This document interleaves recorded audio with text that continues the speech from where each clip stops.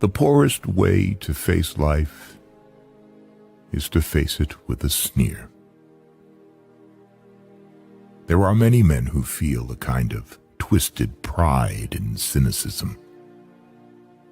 There are many who confine themselves to criticism of the way others do what they themselves dare not even attempt. There is no more unhealthy being, no man less worthy of respect than he who either really holds or feigns to hold an attitude of sneering disbelief toward all that is great and lofty, whether in achievement or in that noble effort which, even if it fails, comes to second achievement. It is not the critic who counts, not the man who points out how the strong man stumbles, or where the doer of deeds could have done them better. The credit belongs to the man who is actually in the arena, whose face is marred by dust and sweat and blood, who strives valiantly, who errs, who comes short again and again, because there is no effort without error and shortcoming, but who does actually strive to do the deeds, who knows great enthusiasms, the great devotions, who spends himself in a worthy cause, who, at the best, knows in the end the triumph of high achievement, and who, at the worst, if he fails, at least fails while daring greatly, so that his place shall never be with those cold and timid souls who neither know victory nor defeat.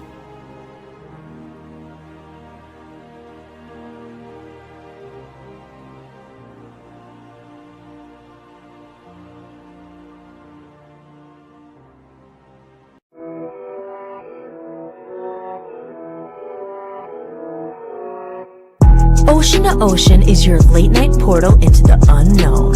Hosted by Hollis and Dan Smeriglio as a tribute to the legendary spirit of late-night radio, where curiosity leads and nothing is ever off the table. From sea to shining sea, we explore late-night mysteries that keep you questioning everything.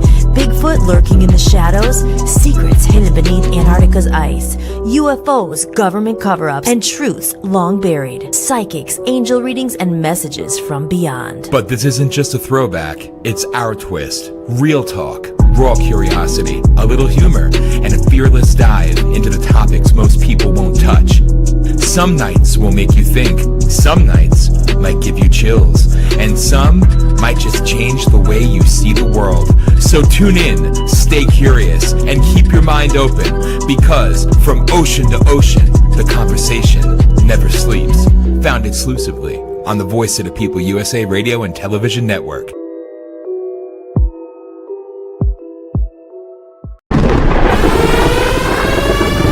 Breaking news, conservative activist Charlie Kirk has been killed after being shot in the neck.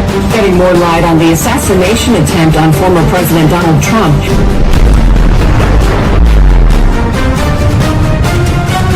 No King's demonstrations around the country on immigration. To invite everybody in. The government shutdown. It's a government shutdown. It's a government shutdown. People on the right. His slamming Republican. Owen Schroyer is leaving InfoWars. You are a backstabber.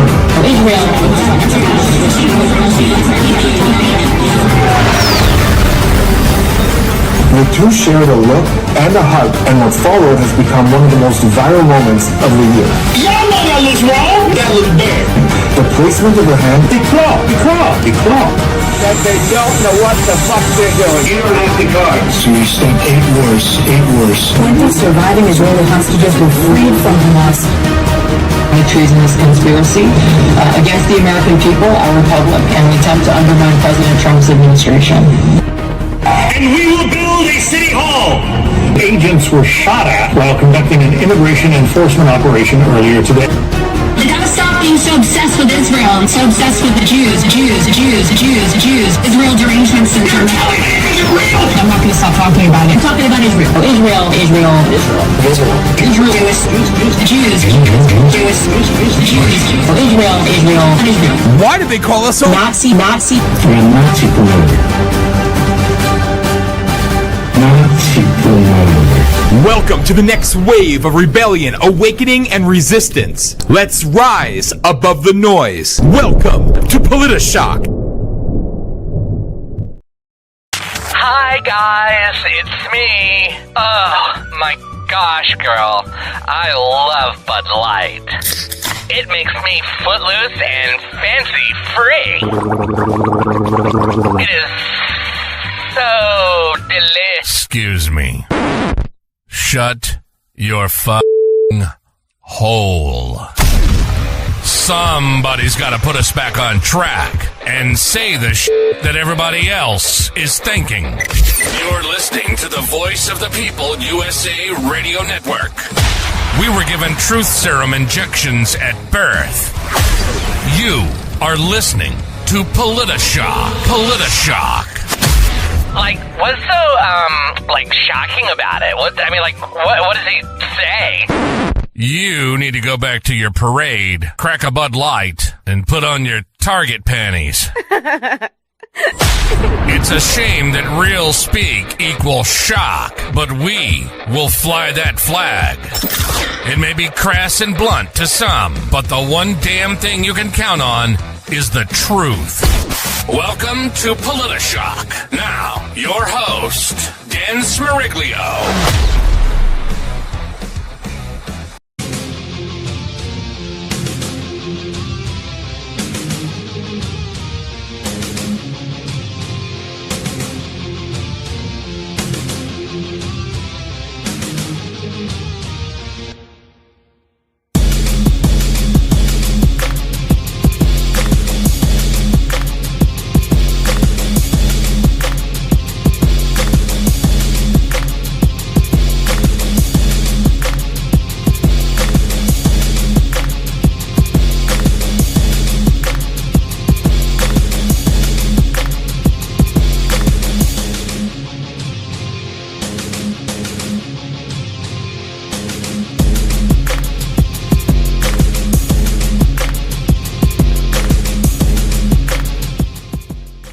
I don't know about you, but I couldn't be more happy. Yeah, I keep seeing all these posts all about conservative superheroes, conservative dream teams. And I see Susan Collins leading the pack, Bobby Charles, two other old white guys. And I think to myself, man, it's so great to see the whole country rallying around the conservative cause in the great state of Maine.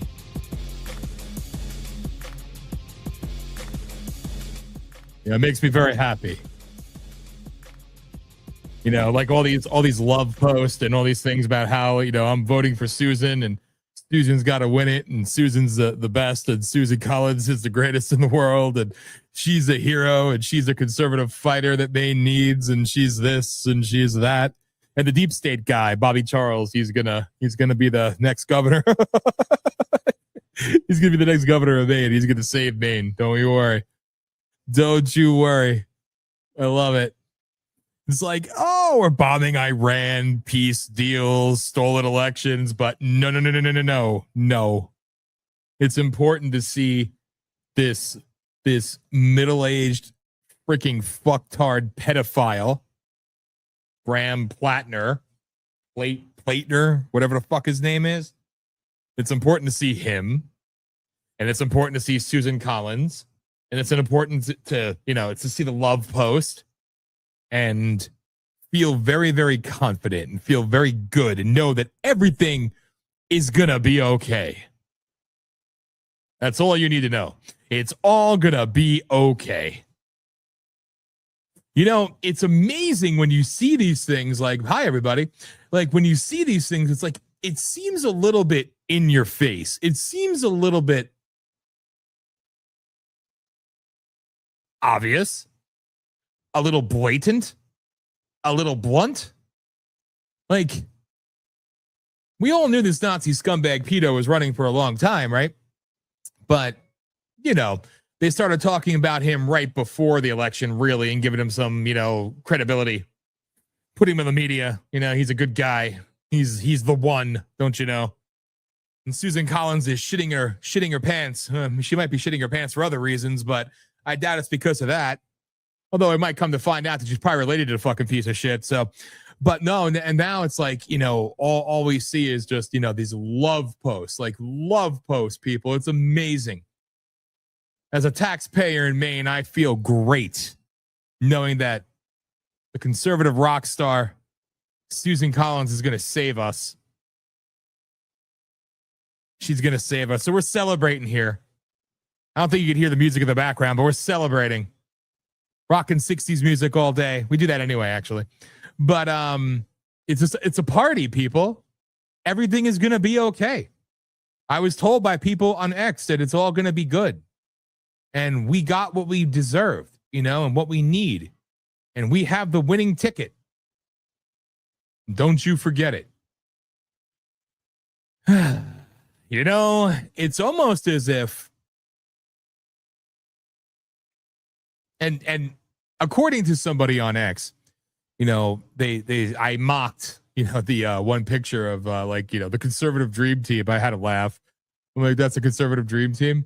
And somebody said, oh, because your butt hurt because they act, what are you doing to support them? All this other crap. Let me be blunt. Nothing. Because why would I? Because I'm not a hypocrite.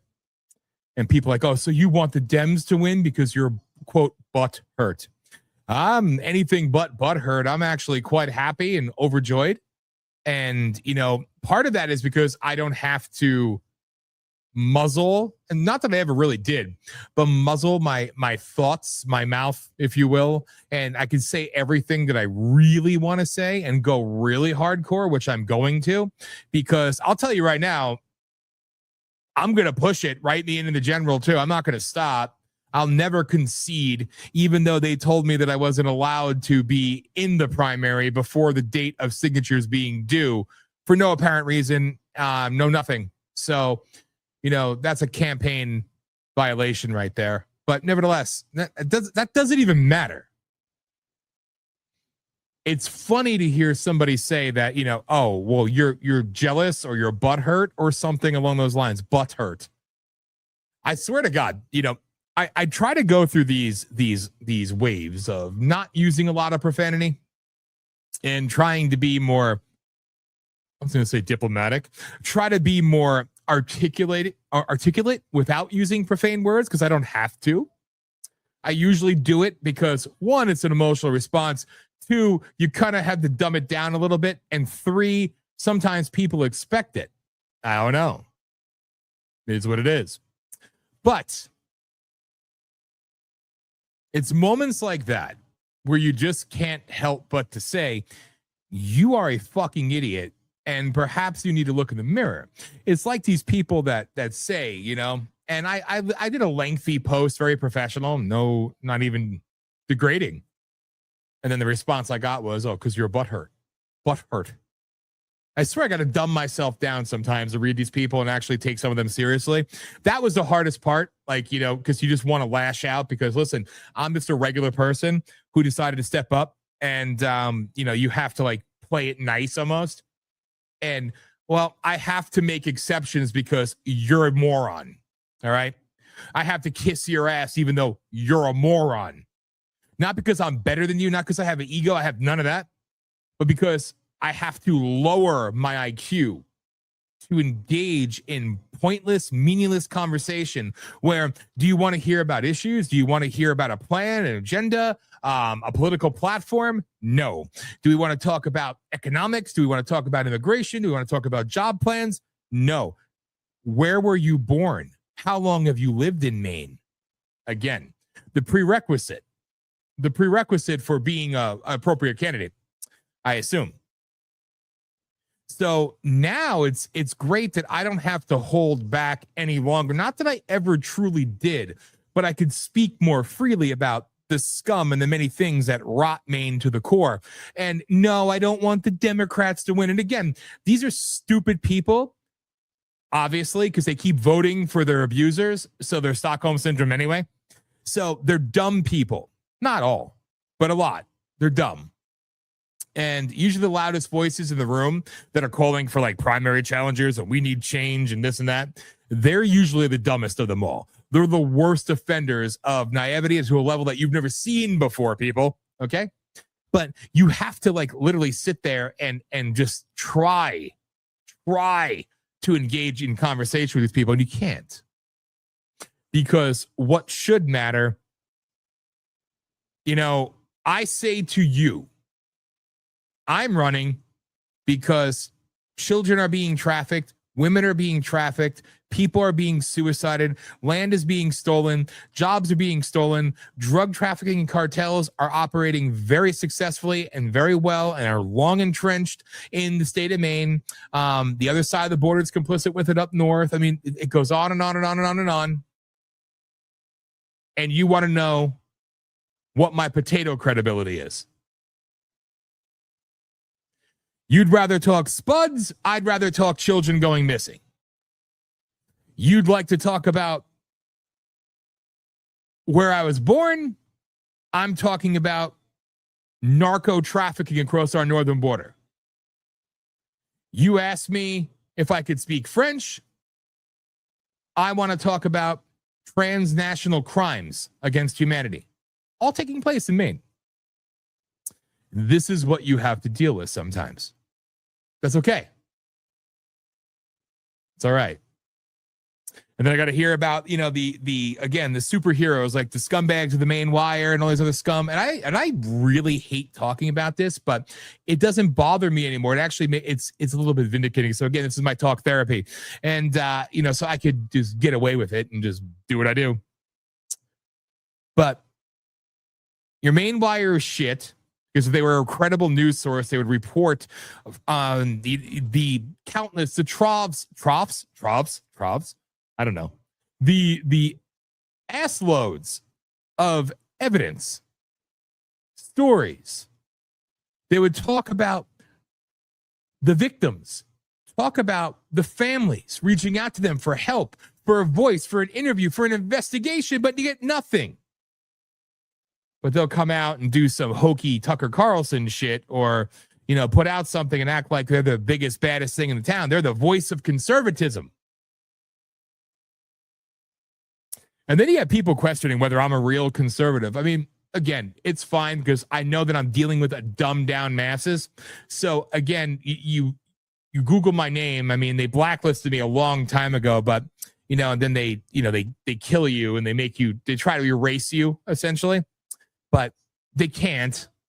So you can see my history, and it's been public for 20 years now. I'm anything but a Democrat, people. And it's kind of funny that people would insinuate that, but this is what they say. See, they're regurgitating talking points because it's what they do, right? So stupid people. And again, I want to preface this by saying not all. It's just the majority, the loudest ones. Again, your little groups out there that wave the banner of we need real grassroots. Why don't you have a bus? Why aren't you campaigning 24/7? Because real people have to work and pay bills and try to survive. And as I wrote on X earlier, when our country was designed, the intention was for the farmers, the regular citizens of this country, to serve their country by serving in the body politic. Representatives of the people, for the people, by the people, doing their time, essentially, because it was supposed to be a grounded approach. Is that what we have now? Where your expectations are, you need a bus, you need billboards, you need this, you need that. Oh, but then let's reverse it though. Then you go to your wet dream. And everybody, jerking off into the wind, talking about what's his face in Los Angeles. Oh, the superhero. He does AI videos. Is he a cheap millionaire? I mean, he could hire a team. He's a celebrity. He's got millions of dollars, but he used AI videos. Fantastic. At the opposite end of the spectrum here. Everybody jumps on board. Everybody loves it, right? And they put all this faith and this belief in him. And again, I said this with Josh, and we're going to talk about it later. But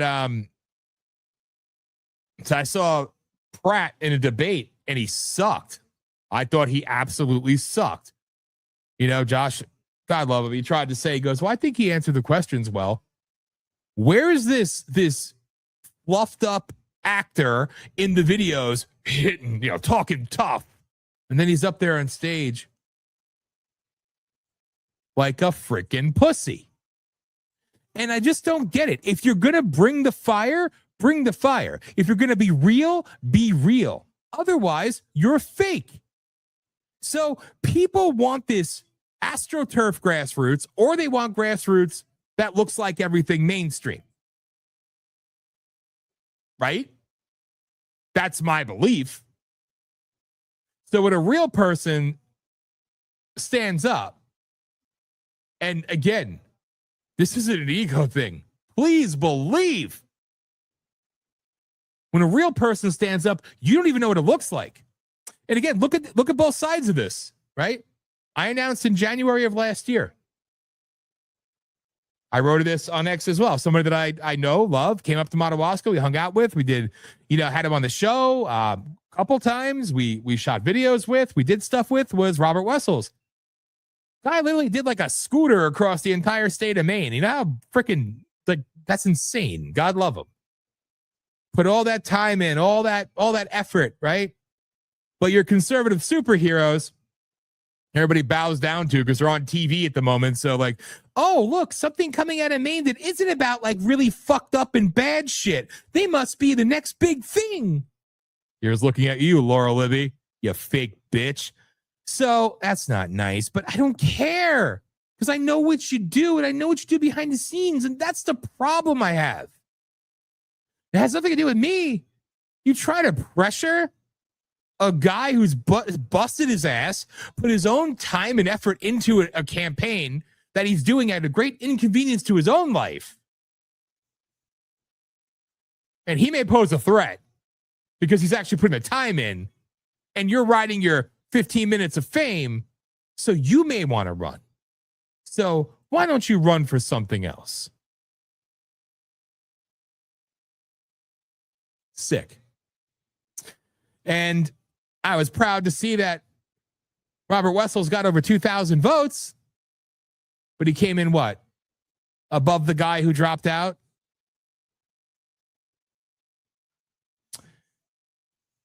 Because people want the illusion of who's going to save me. Who's going to be the hero like I see on TV or like I see in the movies or I see from my favorite douchebag, woke right asshole, talking to me in a podcast? Who's going to save me? Because when it comes down to saving yourself and taking control of your own destiny, that's too difficult. You have to put your time, your energy, your weight, whatever, money into those who already have money, those who already have everything in the world, but they pop up out of nowhere and they're your saviors. It's so cute and sad and insulting. So you have both ends of the spectrum. Wessels, a pro, not a politician, regular person. They called him. He said he's not a real Mainer either. He's been there for like 30 years or something, but he wasn't born there. He told me that. I thought that was hilarious, actually. But nevertheless, all that time, all that effort, gracious as hell. Way to get him. And again, at least he did it. And kudos to him for stepping up and doing it. But again, those who scream the loudest that you want that change and you want that something new and you want real representation and people of the people, blah blah blah blah, all this crap, all this platitude bullshit that you shoot out online and you put on an X like you're freaking saving the world, all right, literally speaking into an echo chamber, and then you get it and you shit all over it. Listen, I didn't expect anybody to fucking love me. I didn't care about that. I didn't come out and say, I want to wrap my arms around you all. I want to earn your vote. Nope. I came out and said, your state is run by career, criminal, pedophile, trafficking, scum, demons, and it's the heart of the deep state. And here's the reasons why. Here's the proof. Here's what I'll do because I have the balls to do it and I won't back down to anybody. That's it. I didn't come out and kiss your ass. I didn't come out and do all the little, like Bobby Charles. Oh, he came out of nowhere in his multi-million-dollar commercials with an axe. Oh, was he a fucking lumberjack in Maine? I mean, is he in the Maine woods? Well, I think he was in downstate, if I remember correctly, when he filmed that commercial. So, I mean, if you're going to stage it, at least go to the Maine woods. Hell, I'm not a real Mainer, but at least I know where you probably should go, you know? Maybe go out towards the Allagash. How about that? No. But he's wearing a flannel. He has an axe. That makes him a Mainer. Did they shoot a commercial where he's on a boat fishing too? I have no idea. Looking like the fucking Long John Fisher deep state asshole. I mean, again, people, it's like, but he's saying the right things. Oh boy, he's saying the right things. Will he do it? No. Will he have the chance to do it? I mean, I have no idea who's going to win. I don't want the Democrats to win. But I also don't, there's no difference, right? But you see the psyop play out. You see it play out in front of you. Literally, you see more in the news right now about Maine than anything else going on in the world. And if you don't think that fucking pedo tits there is somebody who they're going to pull out beforehand, he's a sacrificial lamb. And again, I could be wrong. And if I'm wrong, great. I'll say that I'm wrong. All right. I will say it. I will scream it. I always want to be wrong, I guess. But when something looks a little too in your face, oh, he's freaking, and then they're acting like Susan Collins is some kind of fucking like political genius. This bitch doesn't even know her name, okay? She's a disgusting, haggardly demon, and she has blood on her hands for generations, all right? But I digress. I'm supposed to respect the office, our office, not yours. Respect this, all right? Nevertheless, there's more to come out. The Oppo drops haven't come yet. They're going to unleash more. If they're telling you this, if they're saying this, do you really not think it's theater? It's all fucking theater. They set him out as the canary, right? Everybody's paying attention. They're going to replace him. They're going to say, oh, he wasn't the right choice at this time, but brought all the attention in, right? All this crap. And they're going to put somebody else in. Right? You all know who I think it's going to be. But again, it's okay because right now there's nothing else more important in the world than this helmet, bowl cut scum bitch, Susan Collins, as some freaking rock star. And I'm not saying this angry. Listen, you all know I'm living in Ohio right now. I just happen to still own a house and pay taxes in Maine. You know, I like when people say, what have you done? What have I done? I had to give up our house, lost my career, but that's okay. You know, to stand up for a bunch of ungrateful people. And again, with the exception of the handful that I freaking love dearly. So I'm not an easy person to like. But again, I never came out and said, love me, like me, accept me. I said, no. Give a voice to the voiceless. That's what it's always been about for me, and that's what it should always be about. But no, you have to not work. You have to campaign all the time. I was told this by the geniuses on X. Maine Twitter is even better. I enjoyed that. I call that Maine X, right? These and that's, I don't even mean to sound insulting to the good people, because you got like demons, you got like beautiful people that are always here, and I love you. I think you're in the chat room. I love you. And yes, I got your votes, and I showed it before, and I'm going to show it again because people did vote for me. Thank you, and I love you dearly. But the political geniuses on X would tell me that I'm expected to, I like when they tell me that, I'm expected to campaign 7 days a week, visit every area, attend every event, whatever else, right? I said, sure. I'm not a good fundraiser, apparently, but then donate. $363. And then the cuts came out from the various platforms, the corrupt Red, whatever the hell it is. WinRed, thank you. Thank you, Hollis.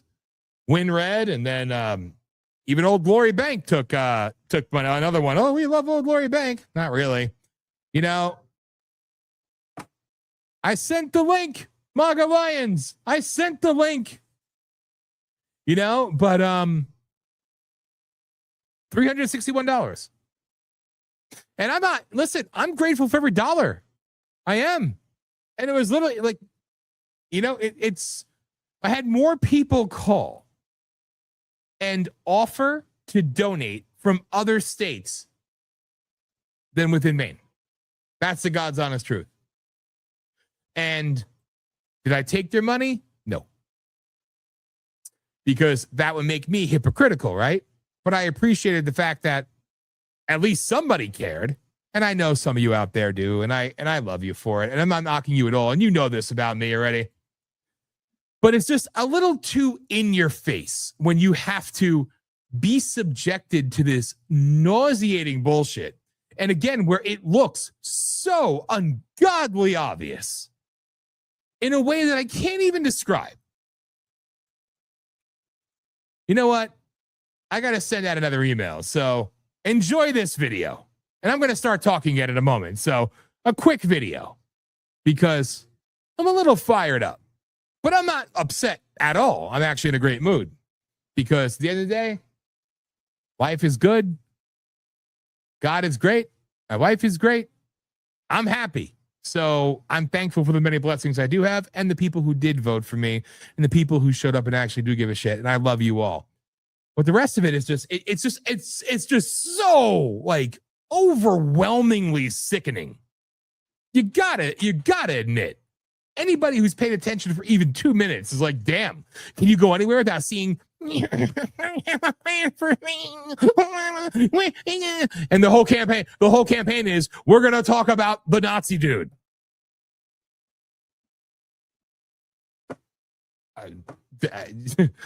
I mean, are we not in 2026? Have we not lived through what we lived through? Can people not see through the obvious play?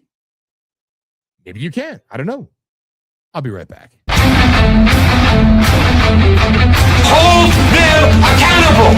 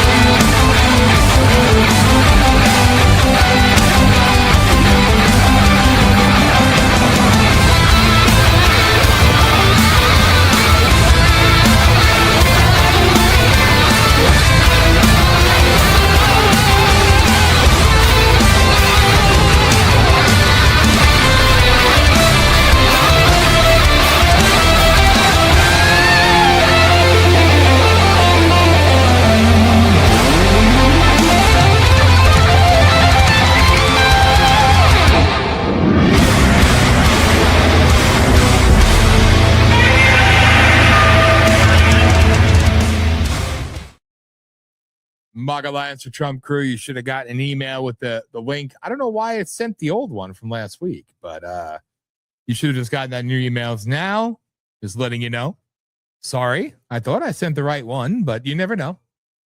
Anyway, I know I should move on, but again, some things matter more to me, and it's humbling. And this is what it comes down to. It's humbling, and it means everything to me when you see that. Demons Among Us. You see that. You see that. You see that. See? And I know there's more out there. Believe me, they're going to do everything in their power not to tell you that I received votes, but I did. I know others have voted for me as well. I'm thinking there's supposed to be some roll call, whatever bullshit I seen. I could probably find out by the end of next week in the Secretary of State's office, because that's trustworthy. But and some Portland Press Herald or whatever one it was, some Soros rag is also supposed to put in the write-in votes as well. So that's what I've been told. Either way, and I put out the email. Demons Among Us, I gave you my decent regular of VOP Radio. Now I'm just putting out contact us at VOP Radio on the bottom of your screen right there. So if you did vote, shoot a little video of your vote, picture of your vote for Dan, of me, send it. And because I want to put it up, and I appreciate you all very much so. So it's sickening while the pundits talk and the pundits obsess, and we talk all about the same old shit. The same bad crap is going to continue to happen because you are given the illusion of choice, but not real choice. And unfortunately, this is the hard pill to swallow. And I've said this before, and I will say it again. And if you know me and you've watched my shows for years, or if you're new, you're going to learn quickly. And I'm not a hypocrite. I fuck up, I'll say I fucked up, and I'll own it. I'll always own it, good, bad, right, wrong, or indifferent, because that's life and that's what you should do, because integrity matters. But the only people that you have to blame, look in the mirror, point the finger at yourself and say, I fucked up because I was cowardly, because I was weak, because I just accepted it's the best we can do. That's what it comes down to. Yes, the others that do bad things are ultimately responsible, but we've seen already that people do have a choice and people do have power, and the people, believe it or not, have standing in this republic. Imagine that. So, did you step up? Did you stand up? Did you do what needed to be done? Ask yourself. I already know the answer, because look at your options. And they're going to continue to beat you down, manipulate you, and then throw a little bit of sugar. So think about it. Think about this. I've said this before. In upwards of $600 million. The numbers just keep going up. $600 million for a Senate race.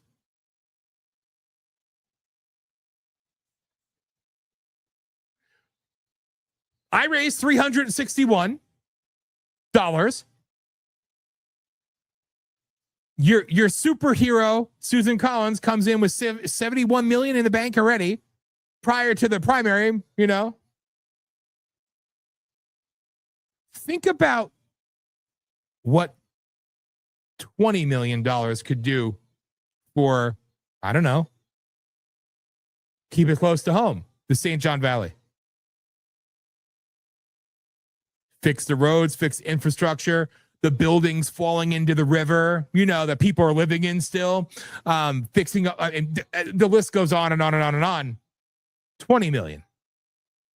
Imagine 40. Imagine 60 million just for the county. For those who don't know, the county is quite massive, okay? It encapsulates a lot of northern Maine. Think about what it could do. Think about what it could revitalize. Think about the grants weren't all corrupted and going to friends of friends of friends of friends and everything else, all the bullshit they do. Think about all the good that could be done. Now, imagine if it was 80 million, 100 million. 120 million. God, you could damn near fix the entire infrastructure. Just roads alone. Paving, potholes, frost heaves. You can actually take care of these things. Bridges. Over $600 million. And you think these people give a flying fuck about you? It is money laundering. It is the washing of money right there in your face, in front of you, and they make you complicit in their crimes. So no, I'm not going to sit here and wave the flag for the fucking GOP of Maine. I'm not going to wave the flag for fucking Nazi pedo douchebag either. They all suck. They're all corrupt, and some are very, very corrupt. Most. I just want to see people stop being played and stop being deceived and stop being manipulated. But at the same time, you apparently like it. You want it. Hurt me, beat me. Please piss on me and tell me it's rain. I like that. It's the only thing I could figure. You love your abusers. It's disgusting. The amount of vote corruption alone in Maine is unlike anything I've ever seen in my life. It's quite honestly sickening. And everybody's going to say, oh, the Democrats have been stealing elections for years. So are the Republicans. The only difference is they don't have any control except her. Win Red is just as corrupt as Act Blue. We proved it right here on the show. We read the voter rolls of the last election. We showed you all of not all. My God, we even touch it. But we showed you Susan Collin voters from all over the country that makes, $30,000, $40,000 a year, but magically donate millions all in a day. Like, how much more must we show you, prove to you? It's so bad. But now we're going to give it a pass because Graham Plattner is bad. Listen, the Plattner guy, as far as I'm concerned, you can fucking take him out back and shoot him. I don't give a shit. I'm not wishing violence or death on him. I hope karma finds him. How about that? I think he's a scumbag piece of shit, and may he rot in hell. All right? But would I not be a hypocrite if I say that I'm going to magically support the bad, demonic, freaking murderous people on the other side too? Just because they're better than him? People deserve real choices.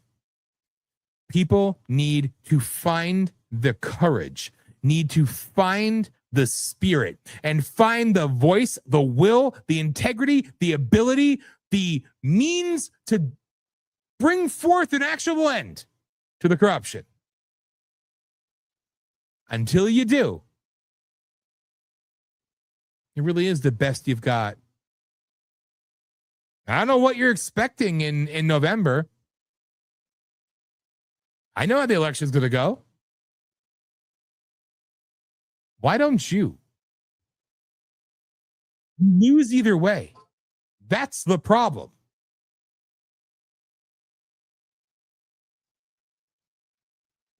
I have no idea why the link is not working.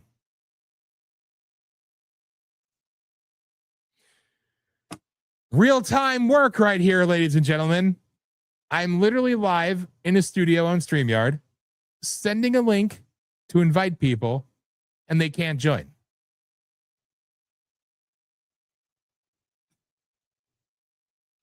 That's cool. I have no workaround for that one. You gotta love it. This is what happens when you do things on your own.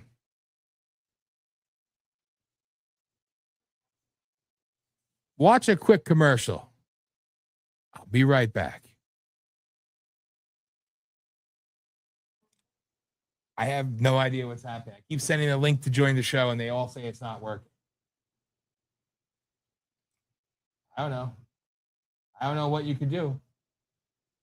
I don't even know.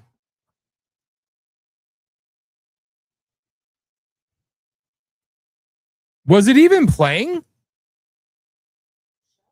Oh, you heard me talking. I wasn't playing the video. Sorry. I don't know what to do. I don't get it. It's very annoying.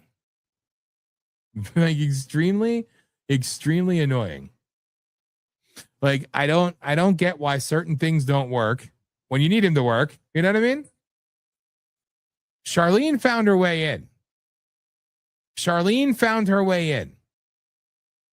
I see her back there. So everybody else needs to do what Charlene has done. Because I'm not losing my fucking mind here. Like, Hollins is asking, well, you heard. He's asking how she could help. Like, I don't even know. I don't know. All right. So let's see. Let's see what's going to happen here. Because Charlene's there. So I'm going to give it a minute and see if everybody else can find it in. Find their way in. But when it comes down to it, and we're going to get into it too. Hopefully the whole MAGA Alliance team will join us. But it's liberating, but it's infuriating. And I'm mad, not for me. I'm mad. Jason, find whatever link Charlene used because she's here. So, there. Joe's here too. So it's infuriating. Again, it's even the people that hated me and hate me and wish me whatever. I still want you to have, and that's kind of messed up, right? I still wish you a better experience, a better life, because nobody deserves to be subjected to the enrichment and the corruption and the evil that is perpetrated and is done to the people of Maine and anywhere else in this country. So I'm more mad for you. But I'm also proud that we did get votes. That means a lot to me. So I'm grateful. And now, as far as I'm concerned, I'm an independent, I guess, right? Technically speaking, I'm not going to switch parties. I'm still a registered Republican. But as far as it goes, I'm going to keep going all the way to November because I've got nothing to lose and so many more truths to put out because somebody needs somebody to say the shit that you won't say or you can't say. Like the video says, right? So I apologize that I started off the show with this. And welcome to POLITI-SHOCK, by the way, 52 minutes later. It's a good time to do the intro, right? But again, with all the crap going on, I have seen more stories about either Collins or Plattner, whatever his name is, probably about 100 to 1 versus everything else going on in the world. And it's a mind fuck. It truly is. When you see it play out in real time, it's without, there are no words. All right. So now I'm going to play a commercial for real. You won't just hear me talking in the background, confused as hell. Joe, you were here. I seen you. You left. Jason's still he can't find his way in yet. So I'm going to play another commercial. Well, actually, a second commercial. And then come back and hopefully we'll bring in the MAGA Lions team. So that is the plan. All right. So here, let's take you on a walk around Madawaska again in case you missed this. It's Maine centric since that's all that's going on in the world. It's all about Maine. That's it. Susan Collins is God, Platter devil. It's just like, oh, God. It's sickening. I don't understand the little rivalries and the beefs between. All I see is a beautiful section of this country truly the crown of America, that should be the revitalization, the rebirth of America, that should lead the way, because this is the way life should be. But this, right now, is the way it is. We're not being run out. We're not trying to change culture. We're trying to revitalize. We want to make it a place that not only we are proud to live in, that we want everybody to come to and see and witness the splendor, the grandeur, the beauty, but also make it a place where your kids would want to stay, where there's jobs, where there's opportunities, where there's hope, prosperity. All your property that you busted your ass to protect and preserve, we see that it's worth fighting for, shouldn't you? When things have been allowed to go on for years and years and years, it's an abuse of power and it's an abuse of trust. You have to be public, you have to be loud, and you have to call it out. Engage and rage.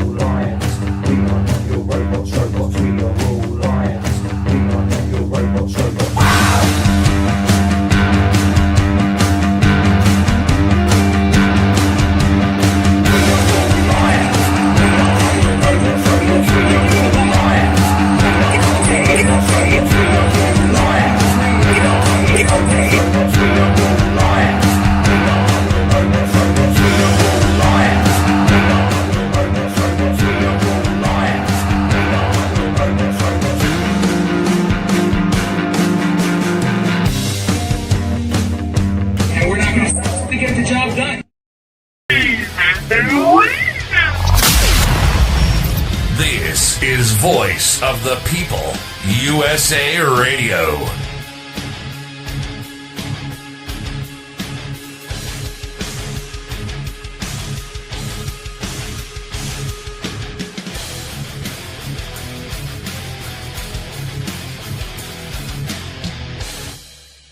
Well, I'm back, and I see backstage we at least have Joe and we at least have Charlene.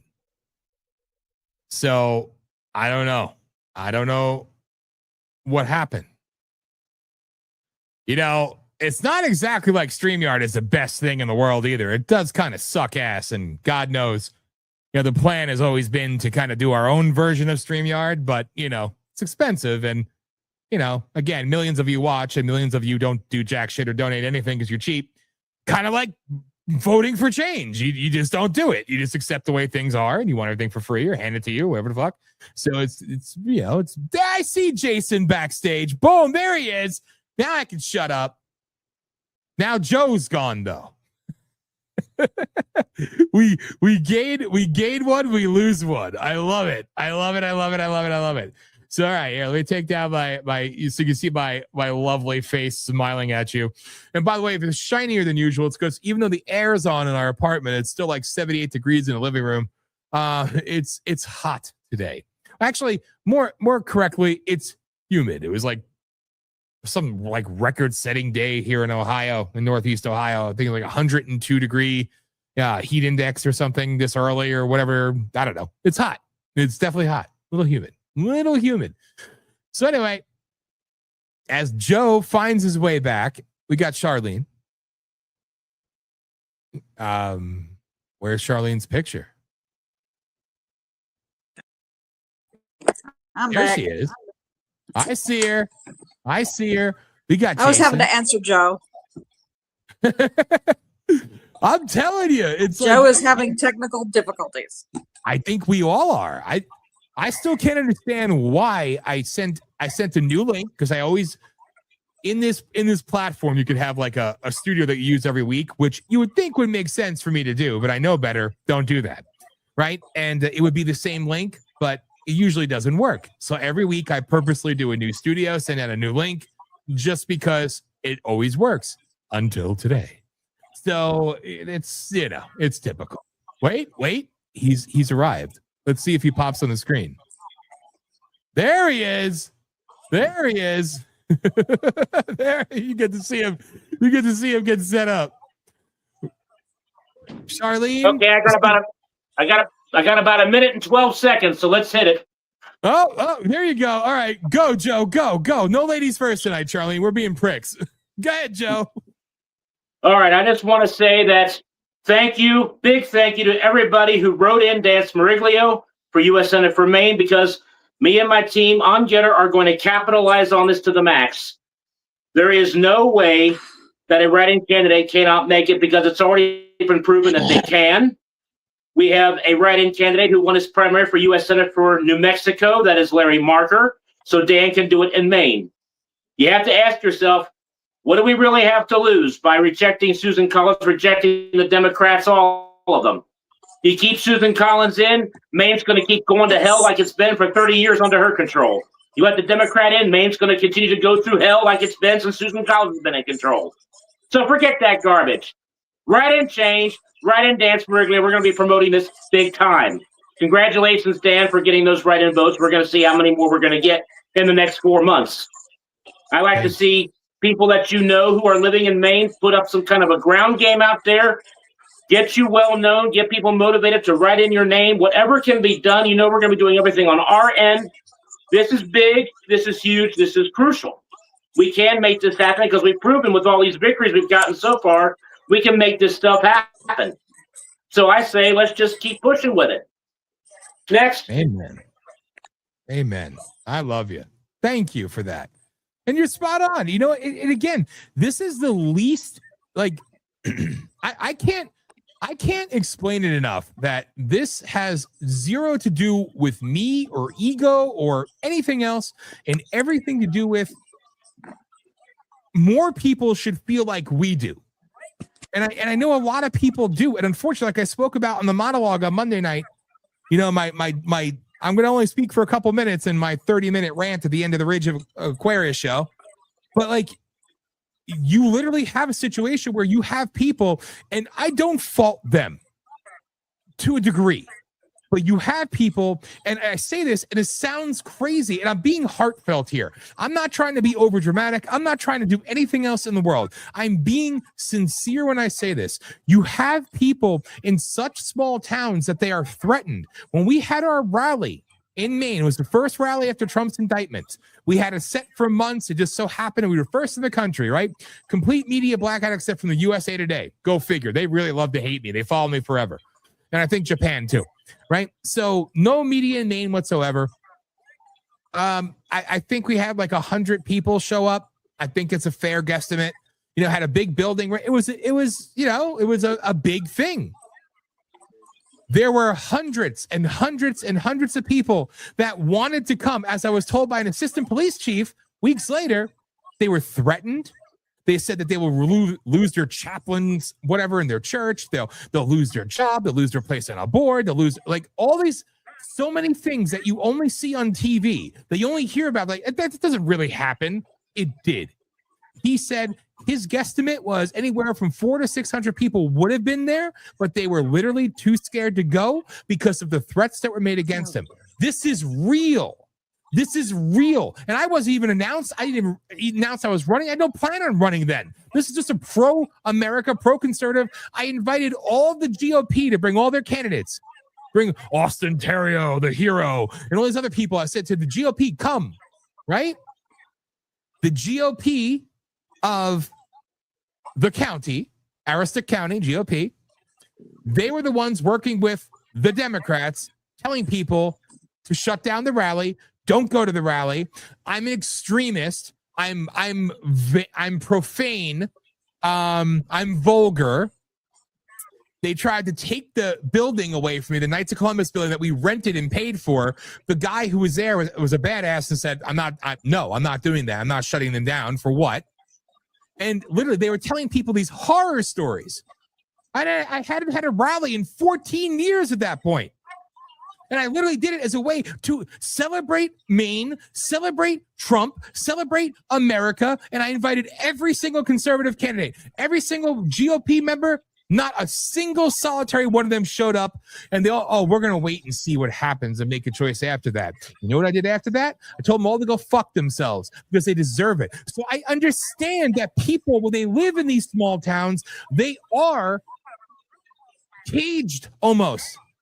They're literally held captive. I don't understand it. I can't, because nobody can do that to me. I'm me, but it does affect people. But at the same time, you have to step up sometimes. I lost my career. I made well over $100,000 a year, and I lost it because I chose to stand up because I got sick to death of hearing about kids going missing and people being killed and seeing the videos of the cops turning their backs while the girl's in the car beating in the river, letting her die. This is real. I have the videos. I have all of it. How much more? How much more? And everybody knows it. We know what goes on in the trains. We know what's in the trains. We know, but everybody knows it.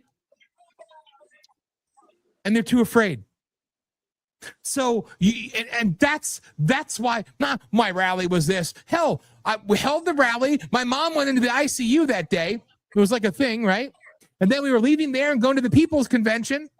In between that, my mom went into hospice, though. And she made me promise that I would still go there.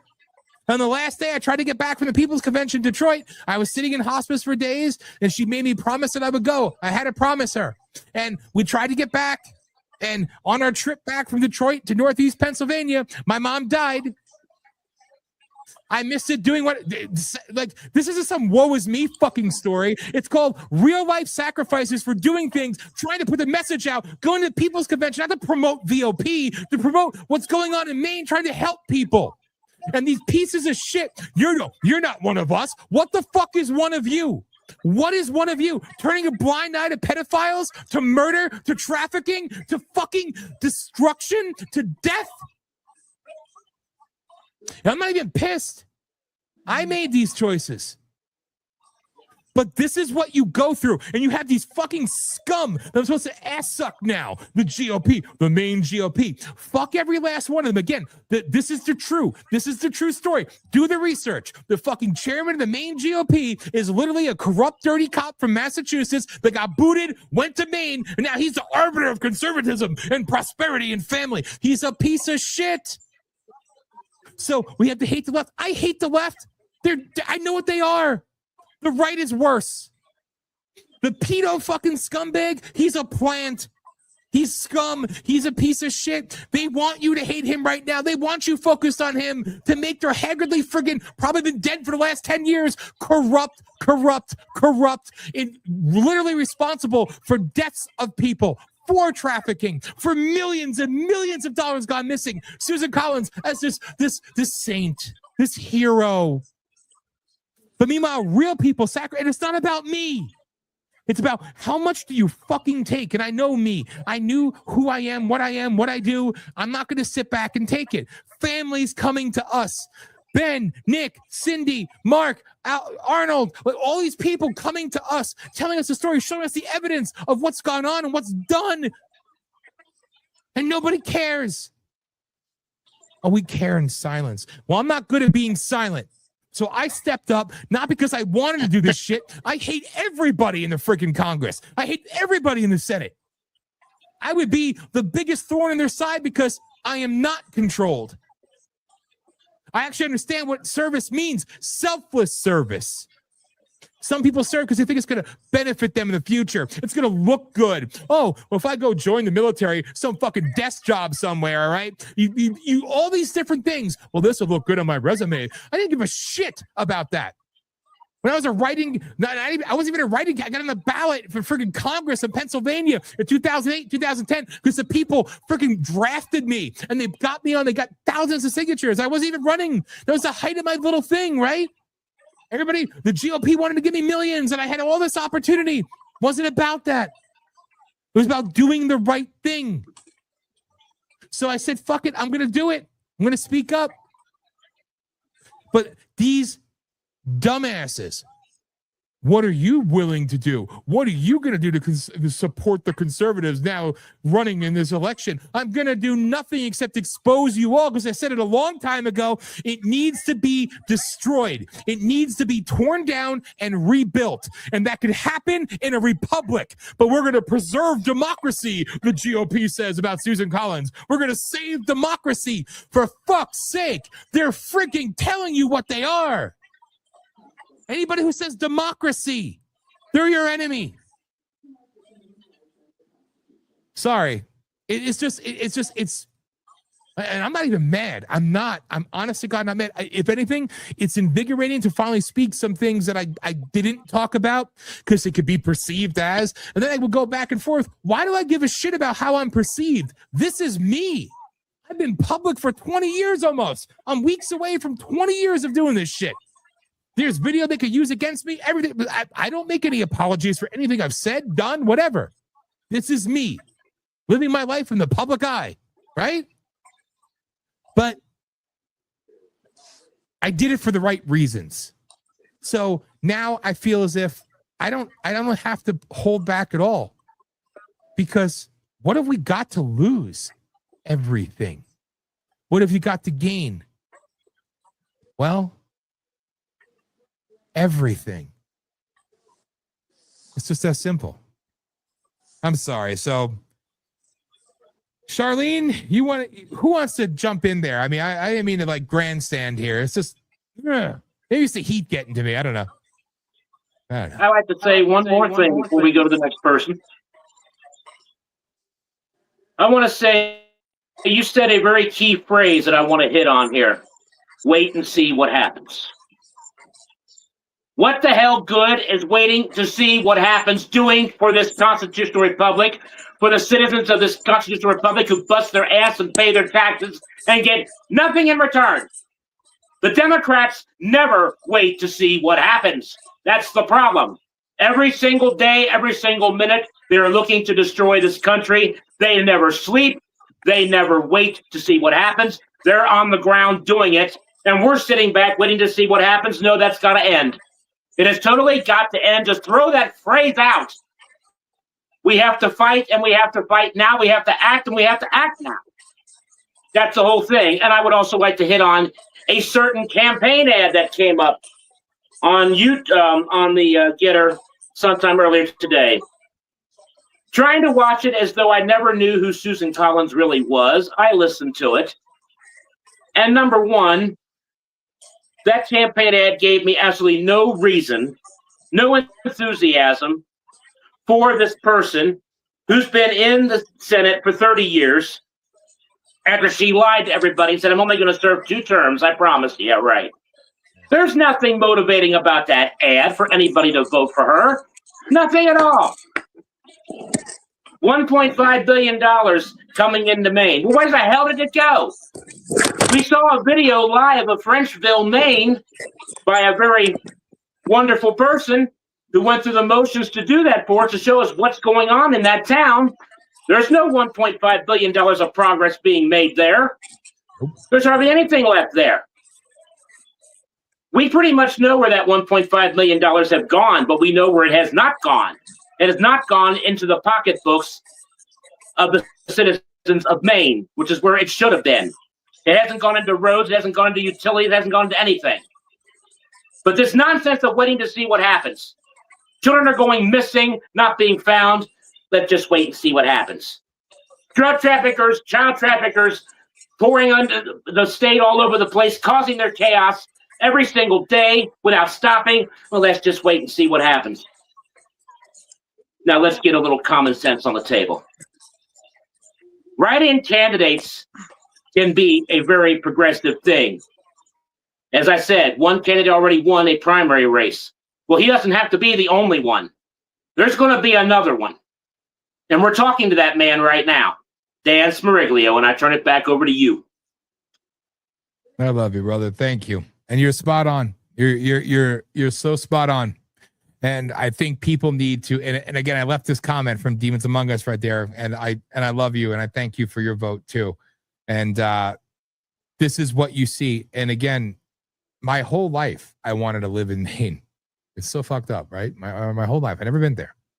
And then, you know, we go and buy our first house in Maine, and it's such a special, beautiful place, and I can't even describe it.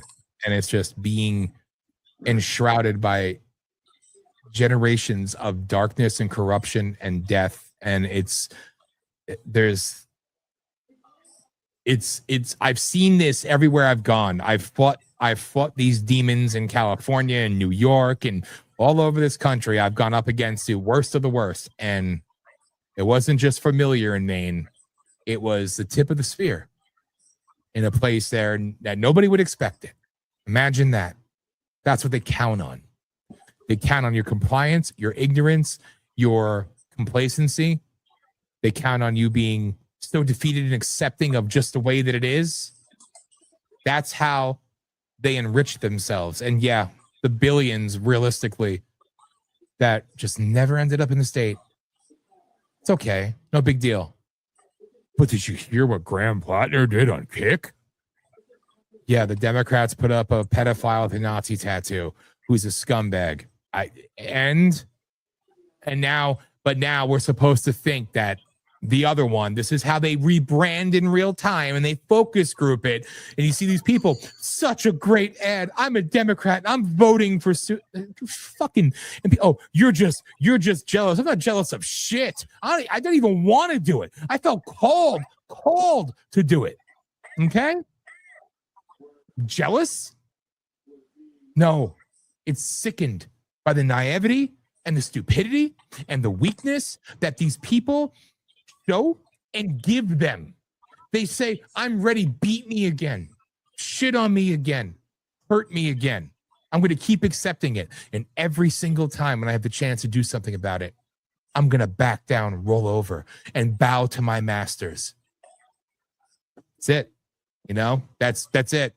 So thank you to Demons Among Us for actually calling and reporting it. And there's a lot of people in Maine that have done the same thing. Unfortunately, from your judges to your cops to your sheriffs to your Northern Border Patrol to a certain organization that crests between both borders up in the north and down to Portland with the blackmail boxes and the blackmail servers and the pedophile boxes and everything else, they enrich themselves far too much. And you report something like that and you have kids, they'll take your kids from you. They'll take your house from you. They'll lock you up. Love to get a friend named Ben on the show one day and hear his stories and what he's gone through. You want to hear about false imprisonment? You want to hear about torture? You want to hear about brutality, real police brutality? Huh? Want to hear about what really goes on? I haven't even scratched the fucking surface. And what I know isn't even the fucking... Charlene, I'm sorry. Go ahead. I'm passionate. Aaron's in the chat room. Aaron, I love you. I love you. Oh, you're Amy, spot on. I'm just like, Dan, you're spot on. You've got a right to be angry. I don't blame you. But one thing that people don't understand where all these rhinos are concerned, that doesn't just fit Maine. They vote as a unit when they vote in the Senate. And most people don't realize this. But when you put her in, I mean, when they get ready to vote, it affects all of it, all 50 states. I don't care what anybody says. It don't just affect Maine. And I'm getting kind of tired of them like, here's your choice. You can't have any of these others, but here's your choice. No, you can make a difference, but we need everybody to get involved. That's part of the problem. Everybody's sitting there with their heads buried in the sand and thinking, oh, well, it'll just go away. It's not going to go away, folks. You've got two choices. You've either got to get involved or we're going to, I hate to say this, but we're going to have 1776 2.0.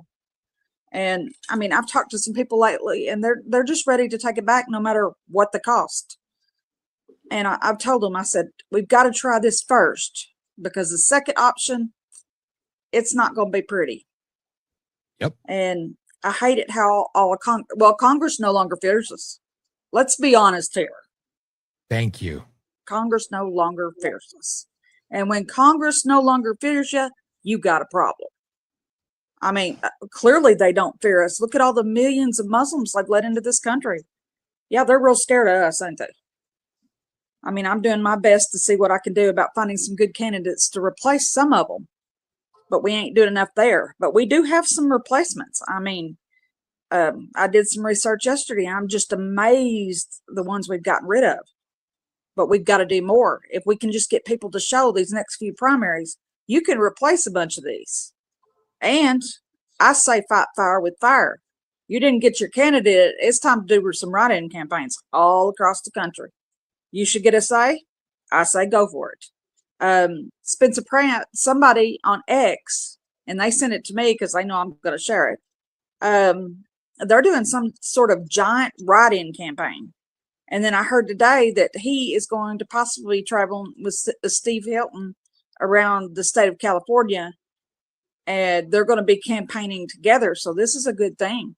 I say if you live in California and you didn't get your vote to count, because it was about, I think I saw a post where they was about 80,000. Somebody had put it up, and they got this letter in the mail, and they were told that their vote didn't follow guidelines or something, so it didn't count. And these were the people that wanted Spencer Pratt.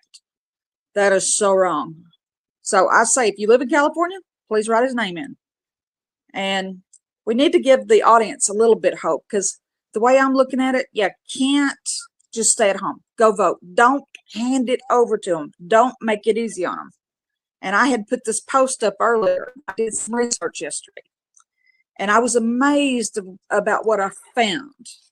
We've had 47 retire, and 5 of those passed away, but they go in the retired bit because these are people that's not coming back to Congress. So we've had 47 since last summer. That's good. That's a little house cleaning. But here's a kicker. We have somehow voted out 13 incumbents. I know that sounds impossible, but yeah, 13 Republicans we have voted out, y'all. In any given year, election years, you're lucky if you get 3 or 4. We got 13, and that's just for starters, but we need everybody to show up, so knock off more. And here's another thing that surprised me. We have voted out 9 Democrats, all of them rotten to the core. We need more. We need to get rid of the rest of them. I mean, every freaking one of them. And we've got Oklahoma coming up this coming Tuesday. And we've got a couple of runoffs. We need everybody to show up in Oklahoma and Georgia. They've got runoffs. Alabama. And you need to check our Mega Lines list. We've got some good candidates on there. We need y'all to go to that list on Getter. Find that list. Screenshot it if you have to. Share it. We need everybody to hop on there and share those lists. I don't care what state you're from. You can help out other states. Everybody knows somebody. And once you post it, it can go viral. That's how you got to do it. You've got to fight fire with fire, and we need everybody's help. And another thing that happened Tuesday night, Dan, you talked about how they treat people just they treated you like dirt. Mark Lynch was treated just like dirt, y'all. General Flynn put it up where votes were being switched. And I have it on good authority that somebody in the Lynch camp may have been working for Rhino Graham, because something come out that a certain slogan, which I will not repeat on here, came out and it was wrong, and it sounded just exactly like something Rhino Graham would do. And the past 3 or 4 weeks, I mean, they have literally slandered this man. He did not deserve it. And personally, in my opinion, I use that a lot because this is my opinion.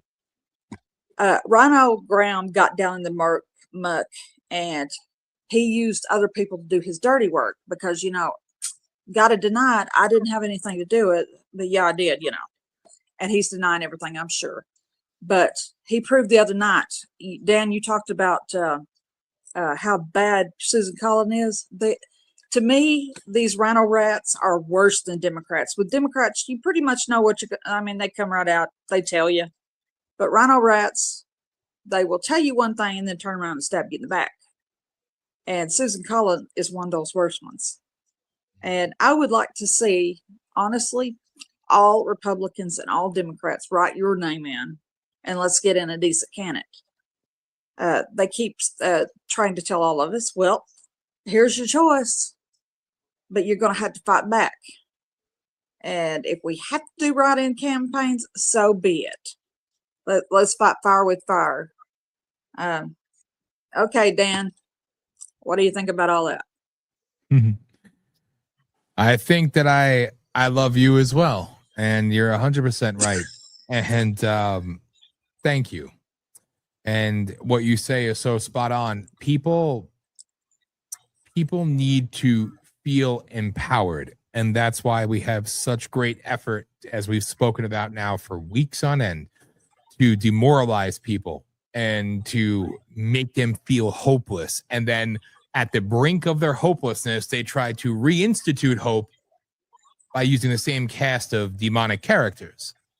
It's what they do. It's how they operate. It's what they've always done. And why change the process? I spoke about it on Monday night. I spoke about it freaking in 2008. I spoke about it in 2012. I speak about it in 2016. I've spoken about it in 2019. I speak about it again in 2026. Why change it? It's the COVID analogy. You know, we tried Ebola, we tried everything else, but just use the flu. You know, it's okay. It works every time. And this is when they have this power, they have this hold, this grip over people, they're able to get the same results. And people just fall for it, hook, line, and sinker every single time. People, again, you know, it's, I don't even care. Like I look at it like this. I've been hated by so much better, like so many better people I've been hated by. And I've come up with against such evil in this journey. But again, I'm guilty of being offended most by what they do to the good people, what they do to the innocent people, and even what they do to the stupid people who, you know what, you get what you deserve. But at the same time, you can't just sit back and take it. So the point of that is, yeah, you have to take the power into your own hands, because it's nauseating. And I'm using it as the example for obvious freaking reasons, but you can't say I'm wrong. What are you hearing about more in the news right now, these past 48 hours? Is it about Lindsey Graham? Is it about Iran? Is it about a peace deal? Is it about Israel? Is it about the Jews? Is it about anything? No, it's Susan Collins Graham-Plattner. Like this is what you're hearing about nonstop. It's like, wow, what's the end game here? What's the plan? Because they're going overboard. And remember, all these ads, every time you see one of the little social media, because they're too stupid, so you think. That's what people say. They're too dumb to use new technology. No, they're not. It's washing of money. So they said, we've already spent 2.1 since primary night, $2.1 million in social media ads promoting Susan Collins. 2.1 million. The Dilly Meme team showed you could do it for free in about 5 minutes. Hollis can do a better campaign than any of these paid fuckers, right? In maybe 20 minutes. It's washing of money, rinse, repeat. You know, it's the same cycle. They're throwing it in your face for a reason, because they know that you're dumb enough, you're weak enough, and you're feckless enough to allow it to continue. And again, it just happens to be something that means a little something to me. But when you're seeing this whitewashing going on live and in person, in your face all the time, crammed down your throat, you have to ask yourself, why? So instead of getting lost in the freaking minutia of, you know, well, what are we going to do? You know what you need to do. It's not just me. There's so many. Charlene nailed it. Joe nailed it. Write in who you want. Write in the candidates that at least speak up for the things that you care about, for the things that you confront on a day-to-day basis, that know what it's like to actually suffer and sacrifice and lose, have little victories, but still hold on to faith and still do it for the right reasons. We are out there. Show up. Back them. Even if they're not my favorite person. You know what? If they represent something that's better than what it is, maybe they're worthy of it. Because you could, put lipstick on a pig, right? You know what I mean? You could put powdered sugar on a fucking pile of dog shit. It's still dog shit. That's what they're doing. Except in the Maine dynamic, you have the steaming pile of shit with a Nazi tattoo and nipple rings and, you know, little children probably hiding in a closet. On the other side, you have another steaming pile of shit, but it looks pretty because there's powdered sugar on it now and an ugly ass bowl cut. She must be the good one. It's insulting. I'm insulted for you. It offends the intelligence. So if you have any pride, any integrity, any sense of maybe this doesn't feel right, doesn't look right, it doesn't seem right, do something about it. Well, I'm throwing my vote away. You're throwing your vote away anyway. because they do not represent you. So actually, by writing in who you want, that is casting the most meaningful vote one can possibly fucking cast. And Charlene said it perfectly. And I know, you all know, some people really, they're big on it and they think it matters. Maybe I'm black-pilled in this one or just reality-based. Congress doesn't fear us. The Senate doesn't fear us. Call your Senate. I hate it. I hate it. Call for what? If anything, they love it. They probably make money off of how many calls they receive or some bullshit, all right? It's literally a joke. They don't fear us. You know, when the government fears when the people fear their government, there's tyranny. When the government fears their people, there's liberty. Even though I just piss poorly said that, I love those words. That's what I remember that moment on January 6th, the great psyop, when I was out there and they said they evacuated Congress. I didn't think to myself, I already thought like, oh, wow, they're definitely, they're going to turn this into something that it's not.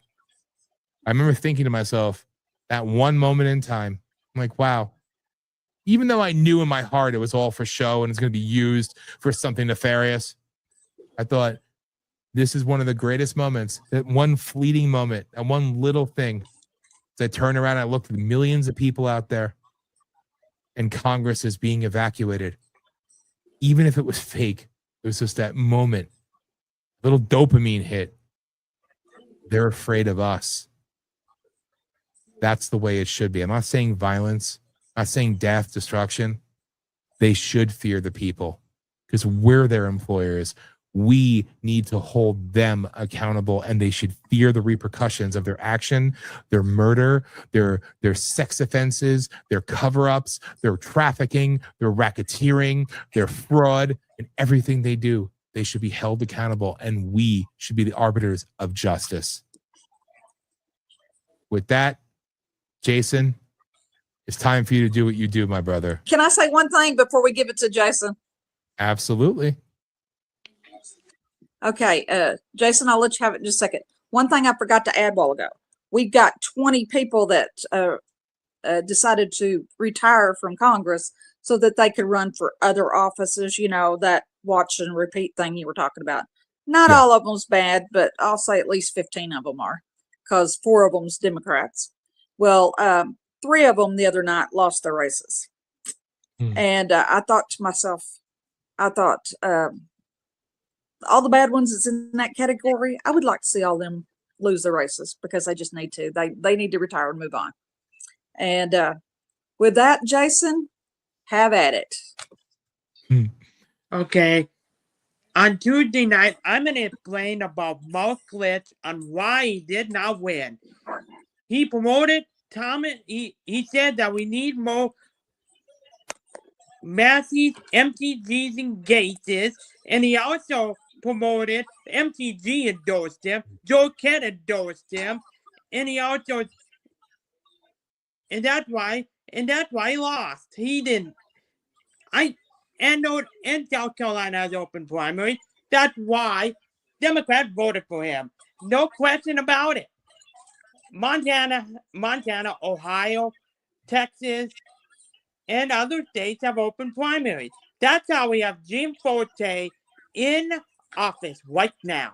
Because I did not vote for him in the primary in 24. I voted for Tanner Smith because he hasn't done much and enough for Montana. He hasn't done much and enough for Montana. And at least Montana did the right thing and banned China from buying up a farmland here. China indeed, whatever it may be. And I am going to go off on Ken that when I get Tommy Tuberville, lawfare is what he is doing right now before our own eyes. He wants Tommy Tuberville's nomination and ballot. I call BS. It's BS what they're doing to that man. He is the one in the Senate that is speaking up about banning Sharia law. And earlier this year, he talked about the machines, that there were some people in Congress that weren't elected, they were selected. He talked about that. Last year, he talked about getting rid of the income tax, getting that down. he wants to get rid of the income tax, and he wants to abolish property taxes. He actually said that he wants to get rid of taxes. I don't like taxes. He wants to get rid of them. He is going to be a good governor and a great governor when he wins in November, and he's going to crush and destroy Doug Jones. He beat him in 2020. He'll do it again. Okay? He will beat Doug Jones again for governor of Alabama. He will do that again. And there's not really, I don't know if I'm going to endorse anybody for governor of South Carolina. Lesser of the two evils. I seen one comment that said that one person commented that I'm a Democrat. I voted all in the primary, but I'm voting in the runoff because I want the lesser of the two evils. BS. No, you don't, okay? You want a uniparty? Rhino in there. I endorse Nancy Mace, but okay, lost. I'm not endorsing anybody for that way. And I support Dan for the Senate of Maine, but whether we win or not remains to be seen. Okay? We're going to hopefully get a good one. Governor of Maine, Bobby Charles. He's going to be a good governor and a great governor when he gets in. Robert Wessels had no chance. We all knew that. Okay, I know Bobby Charles, he's a Trump supporter, wants to cut crime, cut taxes, and cut the nonsense. And that's what we should be. No nonsense. That's what we should be. Okay? And I've seen something today that it wasn't out, that John Cornyn has announced that he will not be campaigning with Ken Paxton. Big surprise. Whoopee. Who cares? Daddy. And then he called Job Predler. Daddy talked to him at the airport to tell him the path to save America. And then he went off and called Job Predler a grifter. You all, John Cornyn, you should have passed that bill. It was sitting in the Senate. You should have passed it. Who are the ones that were wanting it passed? Oh, you had Mike Lee. You had people like Eric Schmidt. You had people like Rick Scott. You had Tommy Tuberville. Hopefully get a good one in there on Tuesday, which is Barry Moore. And that might surprise you. Burt Jones was on the Charlie Kirk show today, and you may not be surprised. He wants to cut the income tax until it's down to zero. He wants it gone. He is going to be a good governor when he gets in. Keith Bottom is a communist. Rick Jackson can't win this race. If he does, they cheated. They have open primaries in Georgia. We need Burt Jones to win this race. Mike Collins has to be the nominee for the Senate. And Scott Predler going to Georgia on Saturday, and he said, I'm all in for Mike Collins for the Senate. Good. We need to get him in. Jackson Lohmeyer is the one I'm watching, besides the Attorney General, great governor, whatever, for Congress. For Congress, Oklahoma won. We've got to get him in. We've got to get him in.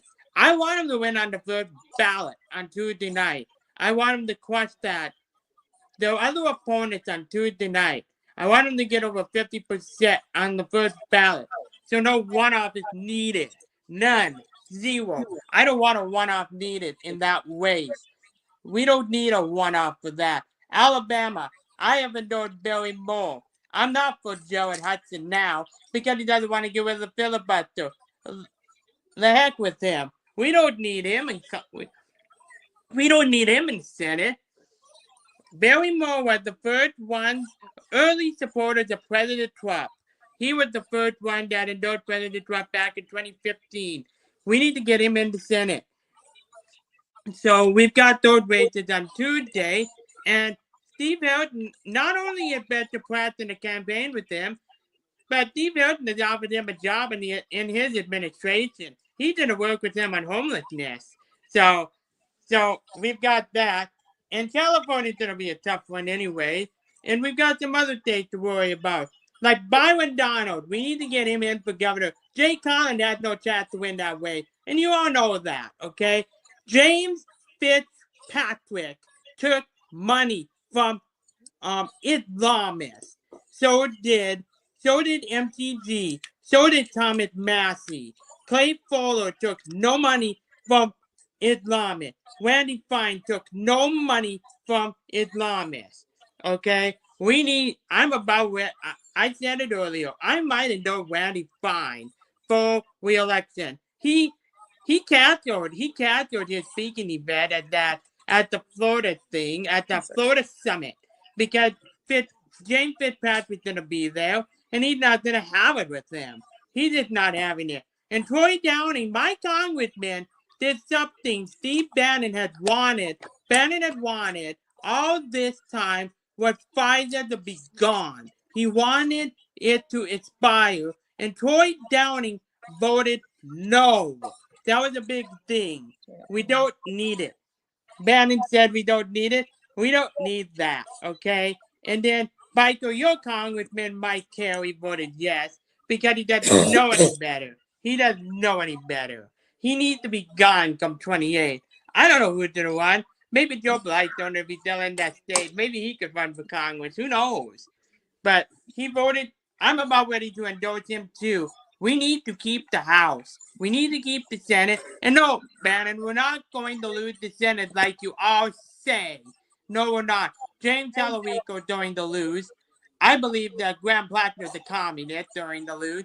I believe that one in Michigan might lose. I'm not a fan of Mike Rogers. He doesn't support getting rid of filibuster. So I'm a hard no on him. I'm a hard no on Joe Lombardo for re-election. He doesn't want to get rid of the machine. Mail-in voting, you need to get rid of that.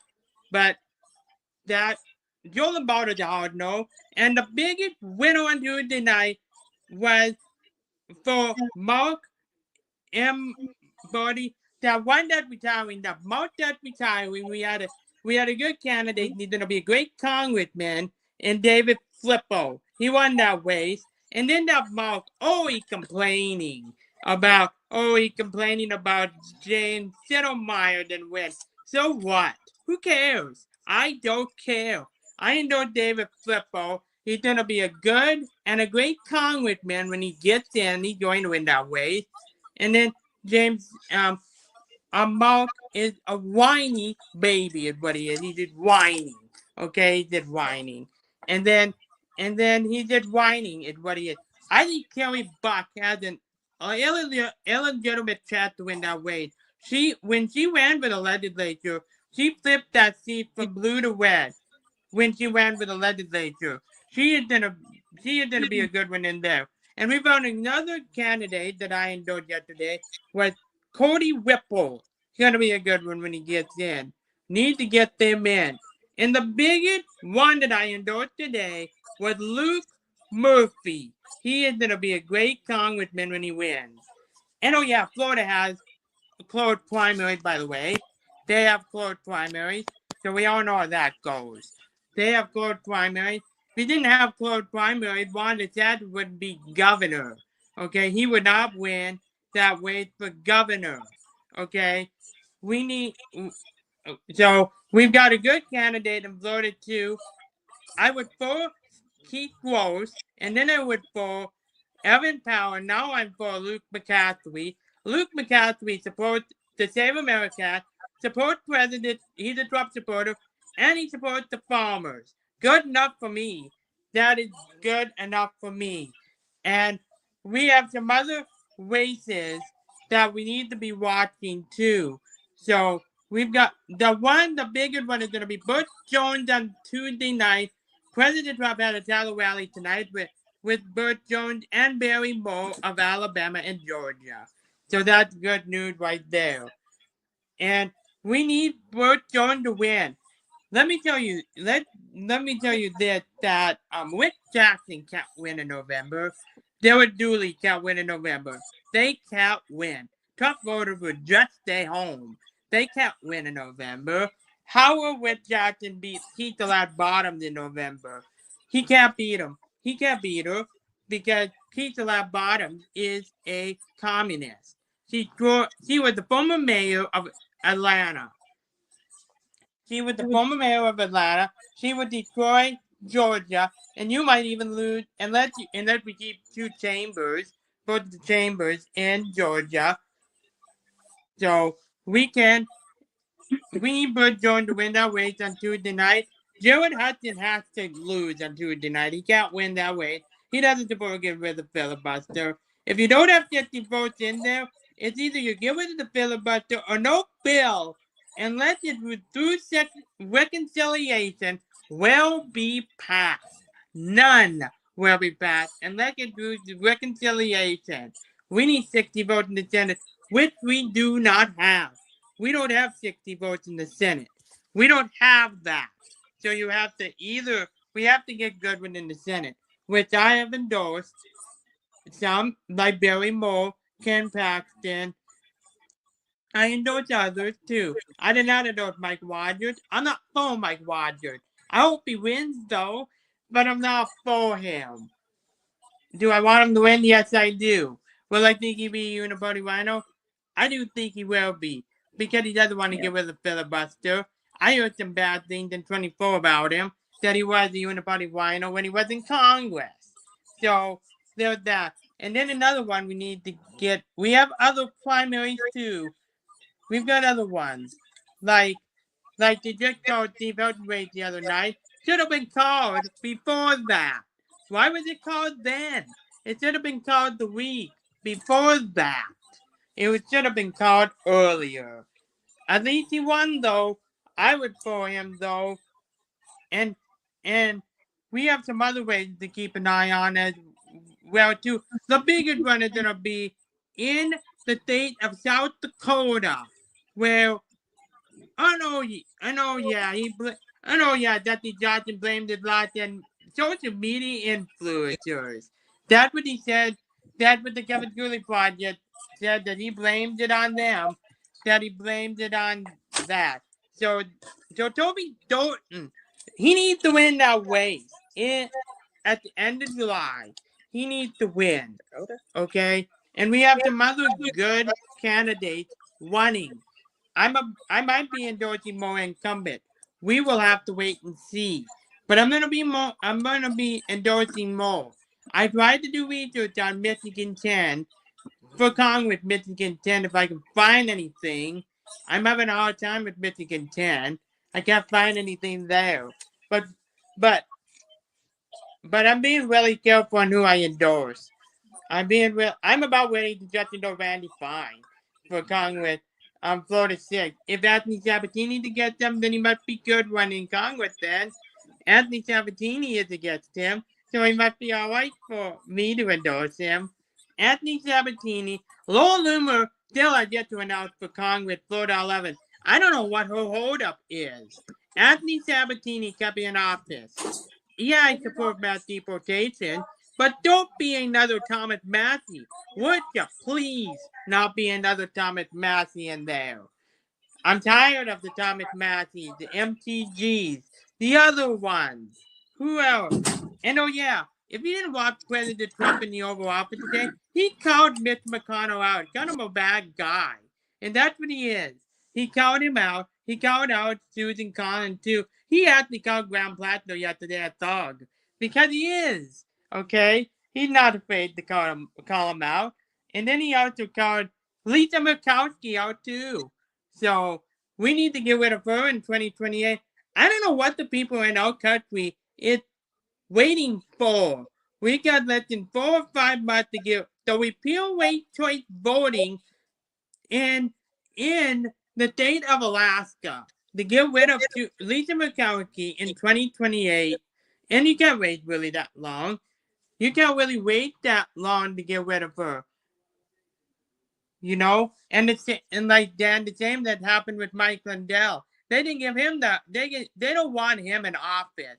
They do not want Mike Lindell to be governor of Minnesota, because the first action that he will take when he's in office is to ban Sharia law. He'll get rid of the voting machine. He'll get rid of all those Muslims. He supports mass deportation. Now look at all that fraud. They do not want him in there, because to go back to same-day voting, paper ballots and counted, the way it should be in our country. And we don't have that. Jim Forte is asleep at the wheel. He doesn't care, okay? He should have been dealing with these issues already, okay? And George Soros is trying to take Montana. not Montana 2, Montana 1. He is trying to take Montana. And nobody talked about Montana last Tuesday night. Every news network swept it under the rug. Every single one. I have Real American Voice on, and they swept it under the rug. So did Bannon, so did Fox News, so did everyone. They swept it under the rug, and my primary was last Tuesday night. Nobody talked about that. They're just waiting until Montana's gone. That is what they're waiting for. It's a small state. Only 4 electoral votes. That does it for them. Oh, it does, doesn't it? Well, and I'm going to tell you this, if Montana 1 ends up flipping blue after some kind of a miracle and ends up flipping blue, that is going to be really hard for the governor's race, attorney general, and secretary of state in Montana in 28. Because the reason will be because they have an incumbent Democrat communist sitting in there that shouldn't be in there. They shouldn't be in there. Okay? This is why I've been looking up the candidates too to see if they support getting rid of the voting machine because they have to go. Closed primaries have to go. Open primaries have to go. We need closed primaries. No semi-closed primaries. Enough of that. No, I have been calling for a while to get rid of open primary. We need closed. If you don't have closed primary, Democrats will cross over and you lose. That's how Lindsey Graham keeps on getting in because you have open primaries, and I'm sure Democrats, and I'm sure you have some Democrats crossing over and voting for him. That's how you end up with Abbott, Greg Abbott in Texas. That is how you have it in Texas. You have it there, okay? I didn't endorse Abbott in 22. I wanted Cornel West. He didn't win because you had Democrats crossing over for him. That's how you end up with these uniparty winners sitting in there because you have Democrats crossing over and voting for them. That's how you end up with people like Lindsey Graham. Oh, gee, how do you end up with him? Because you have Lindsey Graham keeps on getting in because of open primaries, and any party, when you have an open primary, any party can vote in a primary. Wyoming has closed primaries. Liz Cheney in 22, as you all are aware of it, Liz Cheney wanted Democrats to register as Republican to vote for. Same with Thomas Massey this year. At least he's flipping gone. Good riddance on Thomas Massey. He's gone. And we have some other races. And we have an important attorney general race on Tuesday in Oklahoma. John Nichols. We need to get him in. He is the candidate I want for attorney general in there.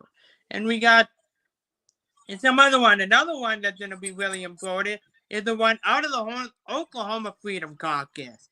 I can't remember if he's in the House or in the state Senate. But anyway, it's Dusty Devers. We need to get him in. We need to get him in the state. We need to re-elect him. He's been a good one in there. And we got some other ones coming up too. So we need to win these midterms. We have to win these midterms. Okay? Yes, I want the uniparty rhinos and Democrats gone. I want them all gone, but it is going to take some time. As much as we'd like to get them gone, we need an America First conservative and serious candidate to want to get them. I want America First conservatives in office. That's what I want. But I'm endorsing American First conservatives. I watch who I endorse. That is why I've endorsed Luke Murphy today. After I looked to see what he was about on his website, I'm like, oh, this is the one that I endorse. And he lost his leg, as you all aware of it. He lost his leg, hurt his leg when he was he's a veteran. He lost his leg when he was overseas or something. He's a Purple Heart recipient. He's the one I want in Congress. We need to get him in. He is going to work with President Trump. He is going to help our country. And I endorsed another one today in Missouri 5. You may not like the endorsement of Club of Growth, but anyway, I endorsed our Wick, whatever it is, our Wick for Congress in Missouri 5. That's going to be a seat for us to flip, and we need to win our ways there. We have to win these midterms. We have to do it, okay? Whatever Bannon says that, we're going to lose the Senate. No, we're not, okay? We have to get American First Conservatives through the primary to win these midterms. That's all I want to do, is win these midterms. And Aaron Flynn is going to be better than Ryan Zeke. Ryan Zeke is a uniparty wino. He is a uniparty wino. I'm not a fan of Ryan Zeke. Okay? I'm just not. I would never, ever vote for him in the primary to be governor of my state of Montana. None. Troy Downing, I might endorse him just because of his vote today. But this may be the last time I endorse him. We'll see. But we need to win these midterms. And Randy Fine, let's go back to him. He's been calling out the Muslims in our country. And I just seen today that Clay Fuller supports banning Sharia law. He may have my endorsement soon. We'll see. But I want American First Conservatives in office that talk about the issues I care about. And Gracie Forte's not doing that in my state of Montana. Shameful what he has done to my state. Why aren't you talking about the issues that I care about? Tommy Tupperville is. Byron Donalds is. Why aren't you talking about it? Why don't you cut the income tax until it's down to zero like Bert Jones is talking about? Why don't you talk about it?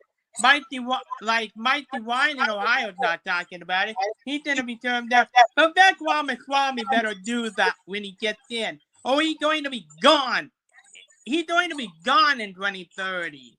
I've just had it with these Democrats. It's Bill Weiser in Colorado saying that he sued the Trump administration 66 times. No, you haven't. Okay? Bill Weiser, the Attorney General of Colorado, is a communist. All these Democrats care about is fighting President Trump. That's all they care about. Okay? Michael Bennett, after Tina Peters was released, he overly complained, saying, we're going to fight everything we have. No, you're not, okay? Tina Peters is free. Let her be free, Michael flippin' Bennett. You're a communist in the Senate that's trying to destroy Colorado and make it even more blue, okay? Let's talk about this candidate. Javier Becerra, Willie quit too. Javier Becerra is a full-blown communist. He was Biden's human health, he was in Biden's human health services. That is what he is. He's a communist. Saying, he needs to count every vote. No, you want to count every fake vote. And then I seen somewhere with Tom Steyer or Javier Becerra saying, they're going to count the votes that Donald Trump likes. We're counting votes that we like. American citizens. That's the vote that should be counted. I'm tired of the Democrats. I'm tired of the uniparty winos getting in our way. I'm tired of it. I'm tired of the Democrats just suing President Trump. And then Katie Hobbs has come out and said that he put Arizona first. No, you're not, Katie Hobbs. Andy Beers is hopefully going to replace you in November and get rid of you. I'm tired of them. I'm tired of these Democrats. I'm tired of them. I'm tired of the going after a good candidate and going to be a good candidate and great governor. Tommy Tupperville.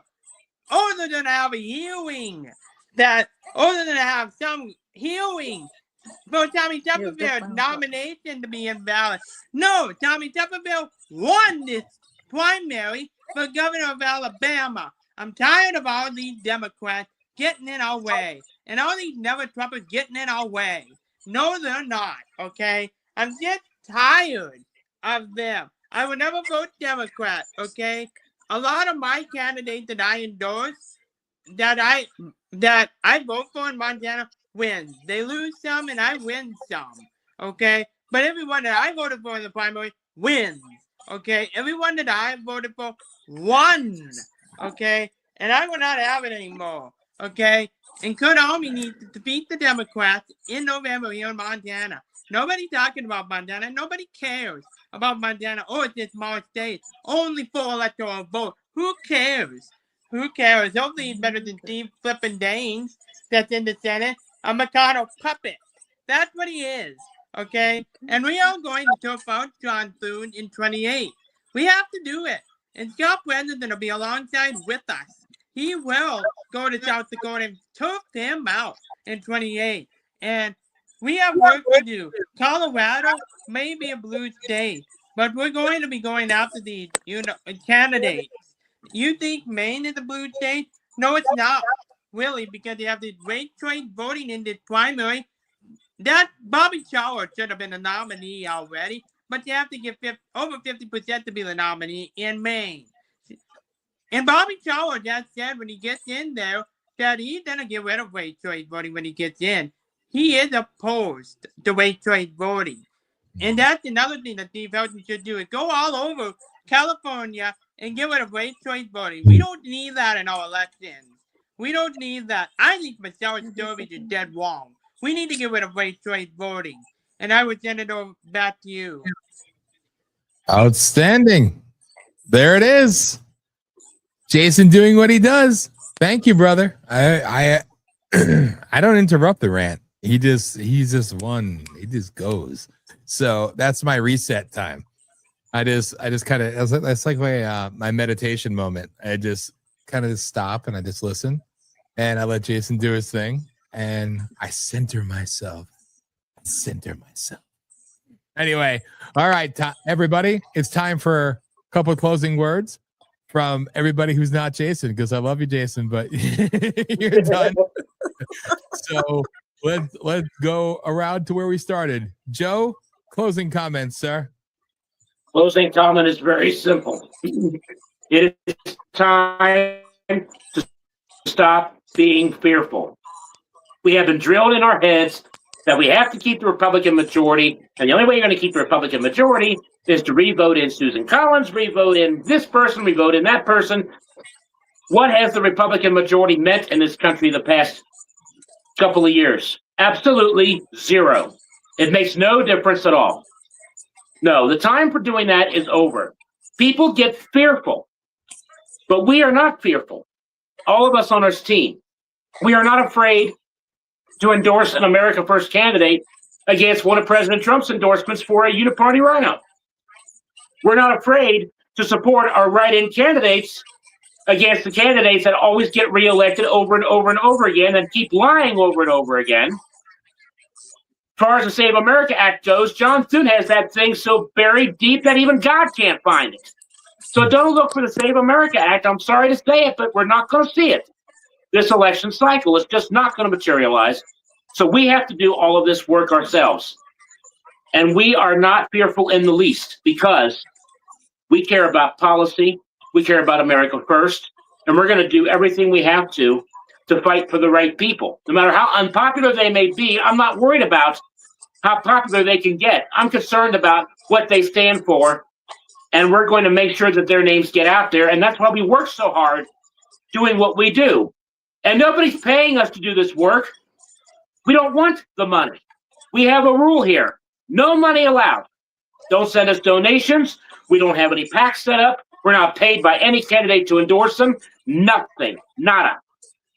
I spend sometimes 3 o'clock in the morning. When I wake up, I'll light up a cigarette, get my list pages out, rewrite a couple of pages, research a couple of candidates. Doesn't bother me at all. I love doing it. I was not well enough to serve in the military when I was younger, but I found another way to serve my country. That's what it's all about, serving our country. So quit being fearful about keeping the majority.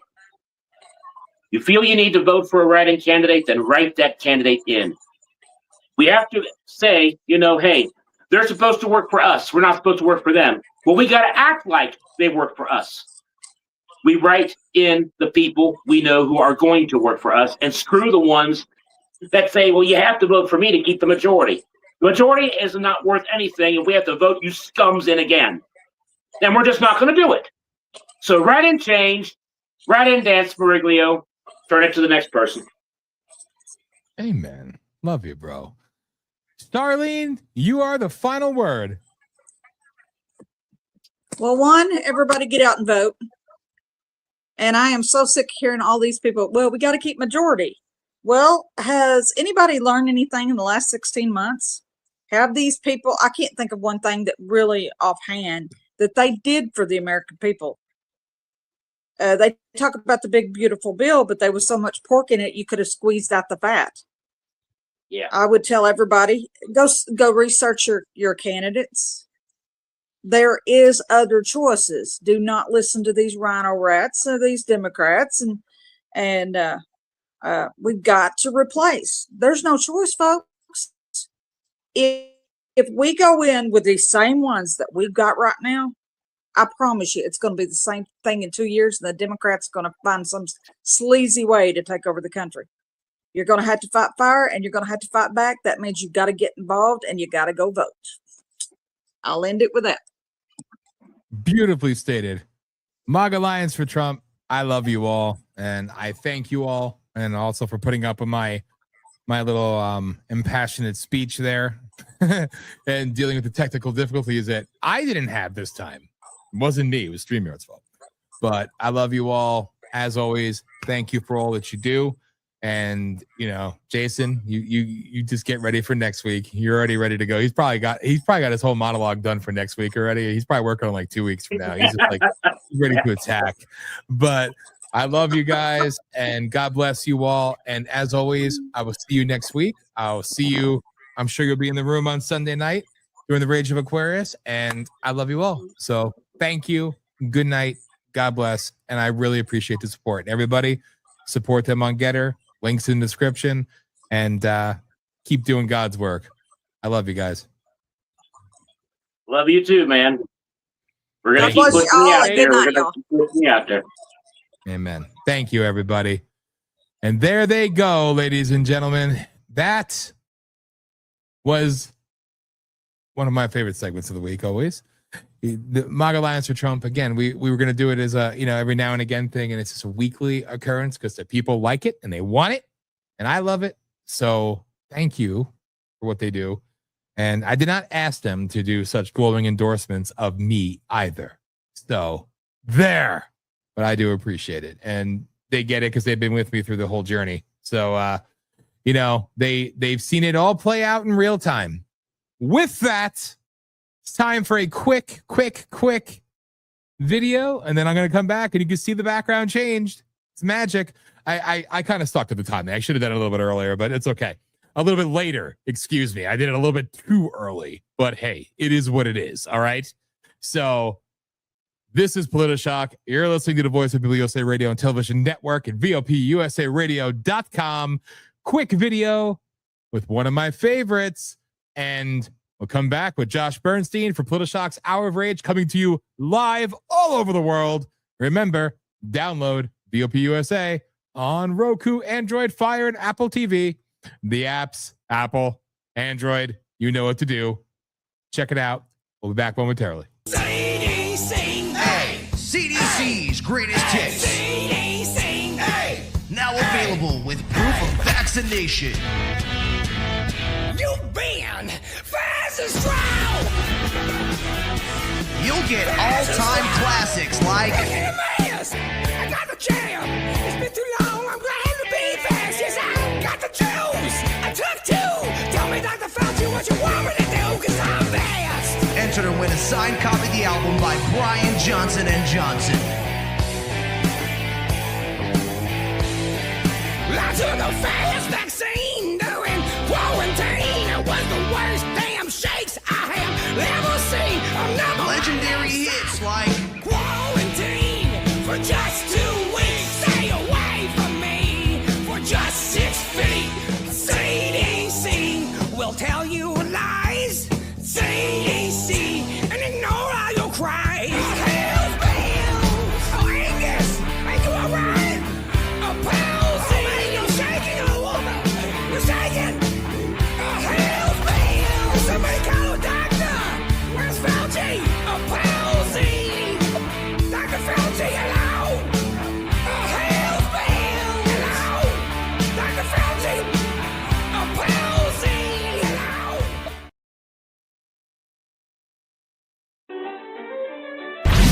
Are you a whining, sniveling little apologist? Are you a psycho-babbling snowflake? Part of the victim culture and all of the global elite that want to destroy our God-given freedoms? Are you a pussy? If so, turn it up, because we love pissing you off. This is Voice of the People USA Radio. Engage and rage. And rage. Pure, unadulterated truth guaranteed. This is Voice of the People USA Radio. And this is Dan Smeriglio.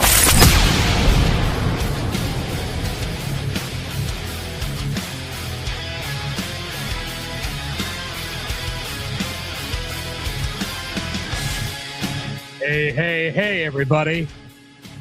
So whoever sent the laughing emoji on Facebook, you could kiss my ass in hell. I don't know. You might have done it to be nice, but hey, I don't know. It is what it is. This is POLITI-SHOCK. We are back, and it is time. It is a little bit after 11 o'clock Eastern time, but that's okay, because we're not timely here. The joys of owning your own network and not having to be punctual, because I suck. With that, it is time for POLITI-SHOCK's Hour of Rage. I'm going to pull the banner up, and then he will be here, fresh from his trip back from Tel Aviv. He flew there this morning. He did something on the wall. I don't know. He's a Jew. He's the enemy. Just remember, the one and the only Josh Bernstein. What's up? Wow, what an interesting intro that was. My goodness. Dude. Didn't you say that you're also part Jewish too? 25%. You know, okay. And I want my money. Right. I got 100, so yeah. you got 75% to catch up. I'm trying, man. I'm trying. Welcome, dude. It's how you doing, my man? I'm all right. I'm all right. I'm a little it's an interesting night. I'm a little emotional. Not emotional, but fired up. I gave a little bit of I can't even speak. I gave some impassioned monologues. There you go. Okay. So, all right. You know, because it's important. But you see beautiful things. See, like, look at that. You know. Look there you go. So how many? Because I looked on the Secretary of State's website and I could not find your name anywhere. No, you're not. So how many did you end up getting? We don't know. More than one, though. Yes. So that means you qualify for the general, correct? I do. And the oh, damn it. It was Carol with the laughing emoji. Well, I love you, Carol. I take it back. I thought it was a douchebag. Is that my Carol? My Carol. Oh, okay. Yes. I got love a Carol, her so too. Much. Well, I take back my mean comment. Anyway, according to what I was told, I should know by the end of next week, the voter rolls will be updated and have an accurate depiction. And apparently the Portland Press Journal or Portland Press Herald will also have something out by middle of next week, allegedly. They'll have a report on how many. And so I'm putting it out. You want to raise a little money? Here's what you should do. Yeah. You should basically say however many votes you got is it what they need to donate for the coffee thing. So in other words, for a week or whatever. So if it's 14 votes, it's $14. If it's whatever, try it that way and bring some money into the network. We got 35,000 votes. The Jew in me. There you go. The Jew is coming out. That's right. It's kind of funny. Now I'm going to do something I don't normally do. And how are you, by the way? You doing good? I'm doing good. I'm pissed off. And, you know, look, I'm telling you, I'm starting to think this president has split personality. I truly, truly do. I mean, it's like 1 minute he's all, we're going to bomb the shit out of him. Oh, we got a deal. You know, we're going to do, bridge and tunnel day. We have a deal and we have a ceasefire. It's like, it's driving me crazy. And I don't know if it's driving other people crazy, but it's definitely driving me crazy. I really hope that there's no deal. Okay, we gotta get rid of this regime. It's been a broken record, obviously, but he's so crazy with the foreign policy, you know, just changing his mind constantly. And I used to think it was just shadow diplomacy, but I'm not so sure anymore. So let it play out. Let it play out. I believe me, I'm enjoying the ride personally. I'm not, because we're getting closer to the midterms, and it's all about winning. I want to beat the left. I want to defeat the left. I want this, them to be obliterated from history. And the closer we get to the midterms, the less likely that could happen if we still have high gas prices, if we still have all this shit going on with the war. So we got to wrap this shit up. We should have wrapped it up months ago. You don't. Why are you so fucking concerned? We have the answer right here, bro. That's all you need to know. She's Susan Collins is dependable, committed, and reliable. Wow. Like, honestly, so let's see. She's dependable for the left. She's committed for the far left. Yes. And she's reliable vote for Democrats. Wonderful. Yes. Wonderful. So, like, I don't understand this like fear you have, because as I said earlier, you got Israel, you got Iran, you got LA, you got everything, but all you see in the votes is Nazi pedo tits and Susan Collins is the hero. I mean, yeah. Matter of fact, Nazi tits has another scandal that's breaking. I think it broke about an hour and a half ago with another person coming forward. Well, I'm waiting for the one that comes out on Kick, and it's an underage girl. That's the one I'm waiting on. Again, somebody else, some illustrious independent media outlet decided to yet again hawk our shit from the Rage of Aquarius and say that, oh yeah, I think it was a bigger name too. Literally saying that they're starting to believe that Graham Plattner may not be the candidate in November. You know, and we've heard others talk. This was like literally the next day. All right. And they literally were quoting things that we were saying during our show on Monday night. Gee, do you think? Like I said, if it's too in your face, then maybe it's bullshit. All right. So yeah, I think they're trying to Swalwell him, basically. That's what they're trying to do. This is all inside the Democrat Party. The machine wants Janet Mills. Yes. And you know, they're not even trying to hide it, really. No. And you know, and thank you. And we called it yet again. Somebody else stealing our shit yet again. It's what they do. And you know, we'll get no credit. It was the Independent Journal, or it was something big, you know, with millions of people. And I'm like, literally, we were just talking about this shit. Like we were the only ones saying it. Nobody else is saying it. And again, you know, I don't even have like, it's like, all right, my stomach hurts a little bit. I'm constipated. Of course it's the Jews' fault. But, you know, but that's okay, because Susan Collins is going to make my bowels work perfectly.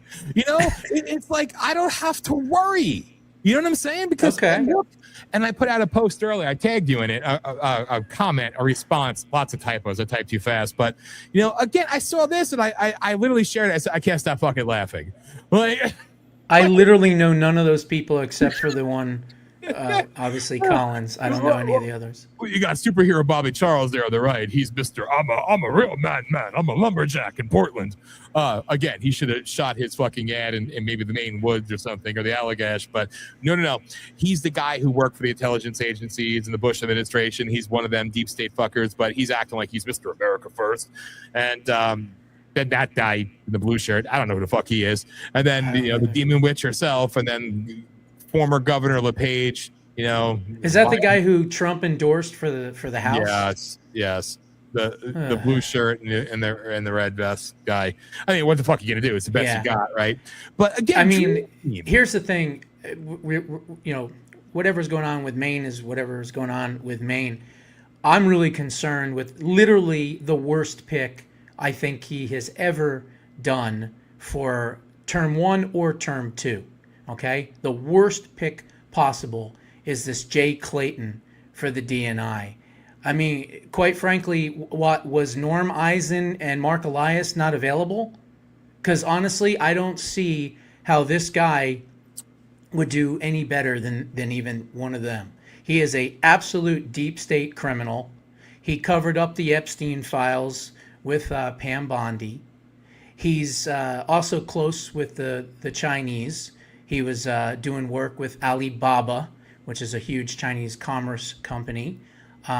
He's also in bed with Wall Street. He's an establishment hack, 100%. He came out of the Southern District of New York. That's not exactly a bastion of conservatism by any stretch. And I just think he's an absolute disaster. I think he's one of the good old boys. I think he would be the worst choice possible for the Director of National Intelligence.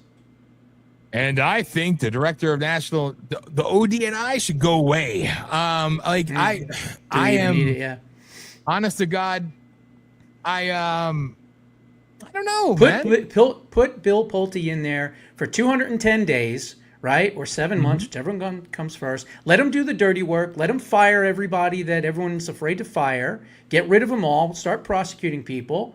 And then after that, put in Peter Tickton, his best friend since they were 12 years old. Or, I don't know, maybe Mike Davis from the Article 3 Project. Or maybe transfer Joe DiGenova into DNI. But I love that. for goodness sakes, this swamp monster, Jay Clayton, is the worst pick possible. The worst pick possible. And again, Trump's pretty smart when he picks people, but man, sometimes he gets it wrong. I mean, John Thune is already out praising this scumbag. That's all you really need to know. And trust me, he's already been working with Trump as the SEC chairman, so he's already been confirmed in a Trump administration because he worked in the first one. So all the Democrats are going to vote for this guy. Disaster. Disaster, disaster, disaster. I was going to say, was it Thune or Cornyn? Cornyn is the one that actually said something I agreed with tonight. That has nothing to do Spanish? with Spanish? Fuck, what do you mean? No, what did he say? He called Scott Pressler grifter.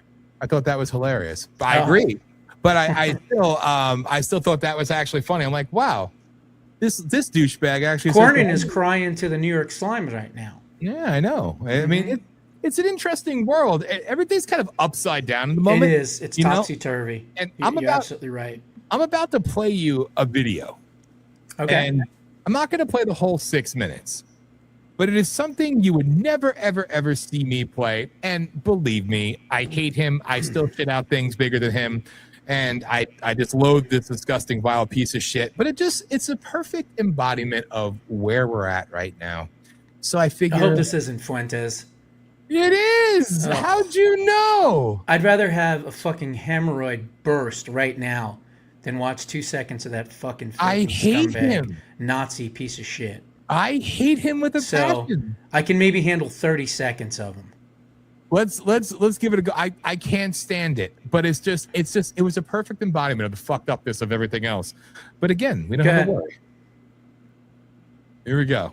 I'm literally switching sides. Not like that. I'm switching sides. I'm switching sides. This guy. I'm gonna join him. I can't take it anymore. I just can't take. I saw Jake Shields today. Dude, it's like, now I know how black people feel. Now I know how Thomas Sowell must feel to be the same species as George Floyd. I'm watching Jake Shields today with this backwards cap and his blown out fucking ears. And he's sitting there going, why do you think the French gave us the Statue of Liberty? Why would they do that? It's like a Jewish thing. Statue of Liberty. Pirates of the Caribbean, Jewish plot. Statue of Liberty, Jewish plot. Minecraft movie. Jack Black. Do you know Jack Black is Jewish? Okay, so what? Lava chicken? I mean, seriously? So I'm switching. I'm joining them. You know what? If they run everything, maybe they're onto something. It actually gets better. I'm in shock right now. I don't believe a word of what this Nazi is saying. No. But the fact that he's saying it, I would hope he loses his entire audience, number one. Yes. And number two, his relevancy is, about the same as a queef and a gangbang, basically. And from that point, I hope no one even says his name ever again. And I don't want him on our side. I don't want him on any side. I don't want to see him or hear from him ever again. It's literally... He's a grifter. That is the epitome and definition and example of a fucking grifter right there. Willing to just throw everything that you supposedly believe in out the fucking window and completely change. For what reason, we have no idea. And those are the fly-by-nights that never make it in media. Never. Okay? And the ones that stick to their guns and are honest and ethical and tell the truth no matter what the consequences are, those are the ones that survive. And that is very true. I mean, it was just... I like you, I hate that high-pitched bitch. I told you, I don't understand the gropers, the groifers, or whatever the fuck they call them. And, it was just literally hilarious. But the point being made, it is funny because, again, before the revelation that Susan Collins is actually Jesus Christ, returning, but it's now that it's gone so insane that even douchewands like that, but it is funny, like there's truth in it because he's clearly been playing a role, right? Oh, please. That he thought was going to get him famous or whatever, clicks or whatever it might be. Homosexual. And now all of a sudden, probably. And now all of a sudden, he's realizing, well, maybe it's, the Jews aren't really that bad. I mean, have you ever done the math? We're like 0.02% of the entire population. Okay. So literally there's 16 million of us left. And there are, billions of Christians, thank goodness. There's also billions of Muslims, not thank goodness. There's billions of all those, other people and everything else. We are such a tiny minority. And I don't understand why everyone hates this tiny little minority. Doesn't make any sense to me, and then they run around, Jews won't replace us. I'm like, replace what? We couldn't fill a phone booth, for goodness sakes. It's insane. I've seen it, and even with the breakdown of that disgusting walking zombie hag bitch, freaking Candace Owens, and to all of these people, and we have, I have the clip up there, and I saw that, the one you sent me. So is he getting any flack now for turning? Has anyone said anything, or no one's watching anyway? But it's like he does it like 35 times an hour. You know what I mean? I don't know who's worse, him or Alex Jones at this point. You know what I mean? don't know. So it's like, I think there's bigger fish to fry. A little bit. So you can't keep track, but it is like, it's otherworldly insane. Now, Steven Spielberg, who is a friend of the left, but he's putting out his movie Disclosure Day, which is supposed to be so damning. But now the people who would usually defend him are saying, well, he is Jewish. It's like they made this big revelation that he's a Jew. I'm like, he's also from Arizona, by the way. An Arizona Jew. Wow. Yeah. Well, that's pretty rare, an Arizona Jew. I mean, you don't see those too many. But no, he grew up in Scottsdale, and he used to go out into the deserts and stuff like that and make home movies. That's where it all started for him. Interesting. I had no freaking clue. Yeah. But anyway, it's just it's this lunacy shit, because I'm literally trying to find something to just like occupy like my mind from the insanity of the bullshit that I've been seeing. And how about just ignore the grifters? Instead of even bringing them up and talking about them, that just gives them more relevance that they don't deserve. That's how I see it. But no, You're like, no, I got to kick them in the nuts harder. Always, because I don't care. But I got the same attitude. That's why it's called Rage of Aquarius. Exactly. We're pre-grifter, so we're like something else. We're not grifters. No, if we were grifters, we'd have money right now. Exactly. That's my fucking point. But it's like we were around before grifting was a thing, like in this year. So it's like the bitter old man has to say, you know what, you should just fucking die, a little waste of life. Like, it's just like I hate these people. I told you I was cheering for the old lady that came to his house. Anyway, so here's a completely off the wall question, because it was brought to me right before you came on, and I figured there's probably nobody better to bring it up with than you. And it's completely out of left field. Data centers. What is the big pushback against data centers, the buying up of land, specifically Amazon, of course, being one of the worst offenders of it? But what is because you're going to give a different take on it, I believe. What is your thoughts on this? Like, to deep dive it a little bit.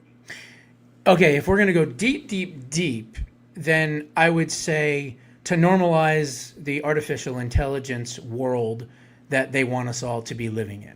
That would be the deep dive.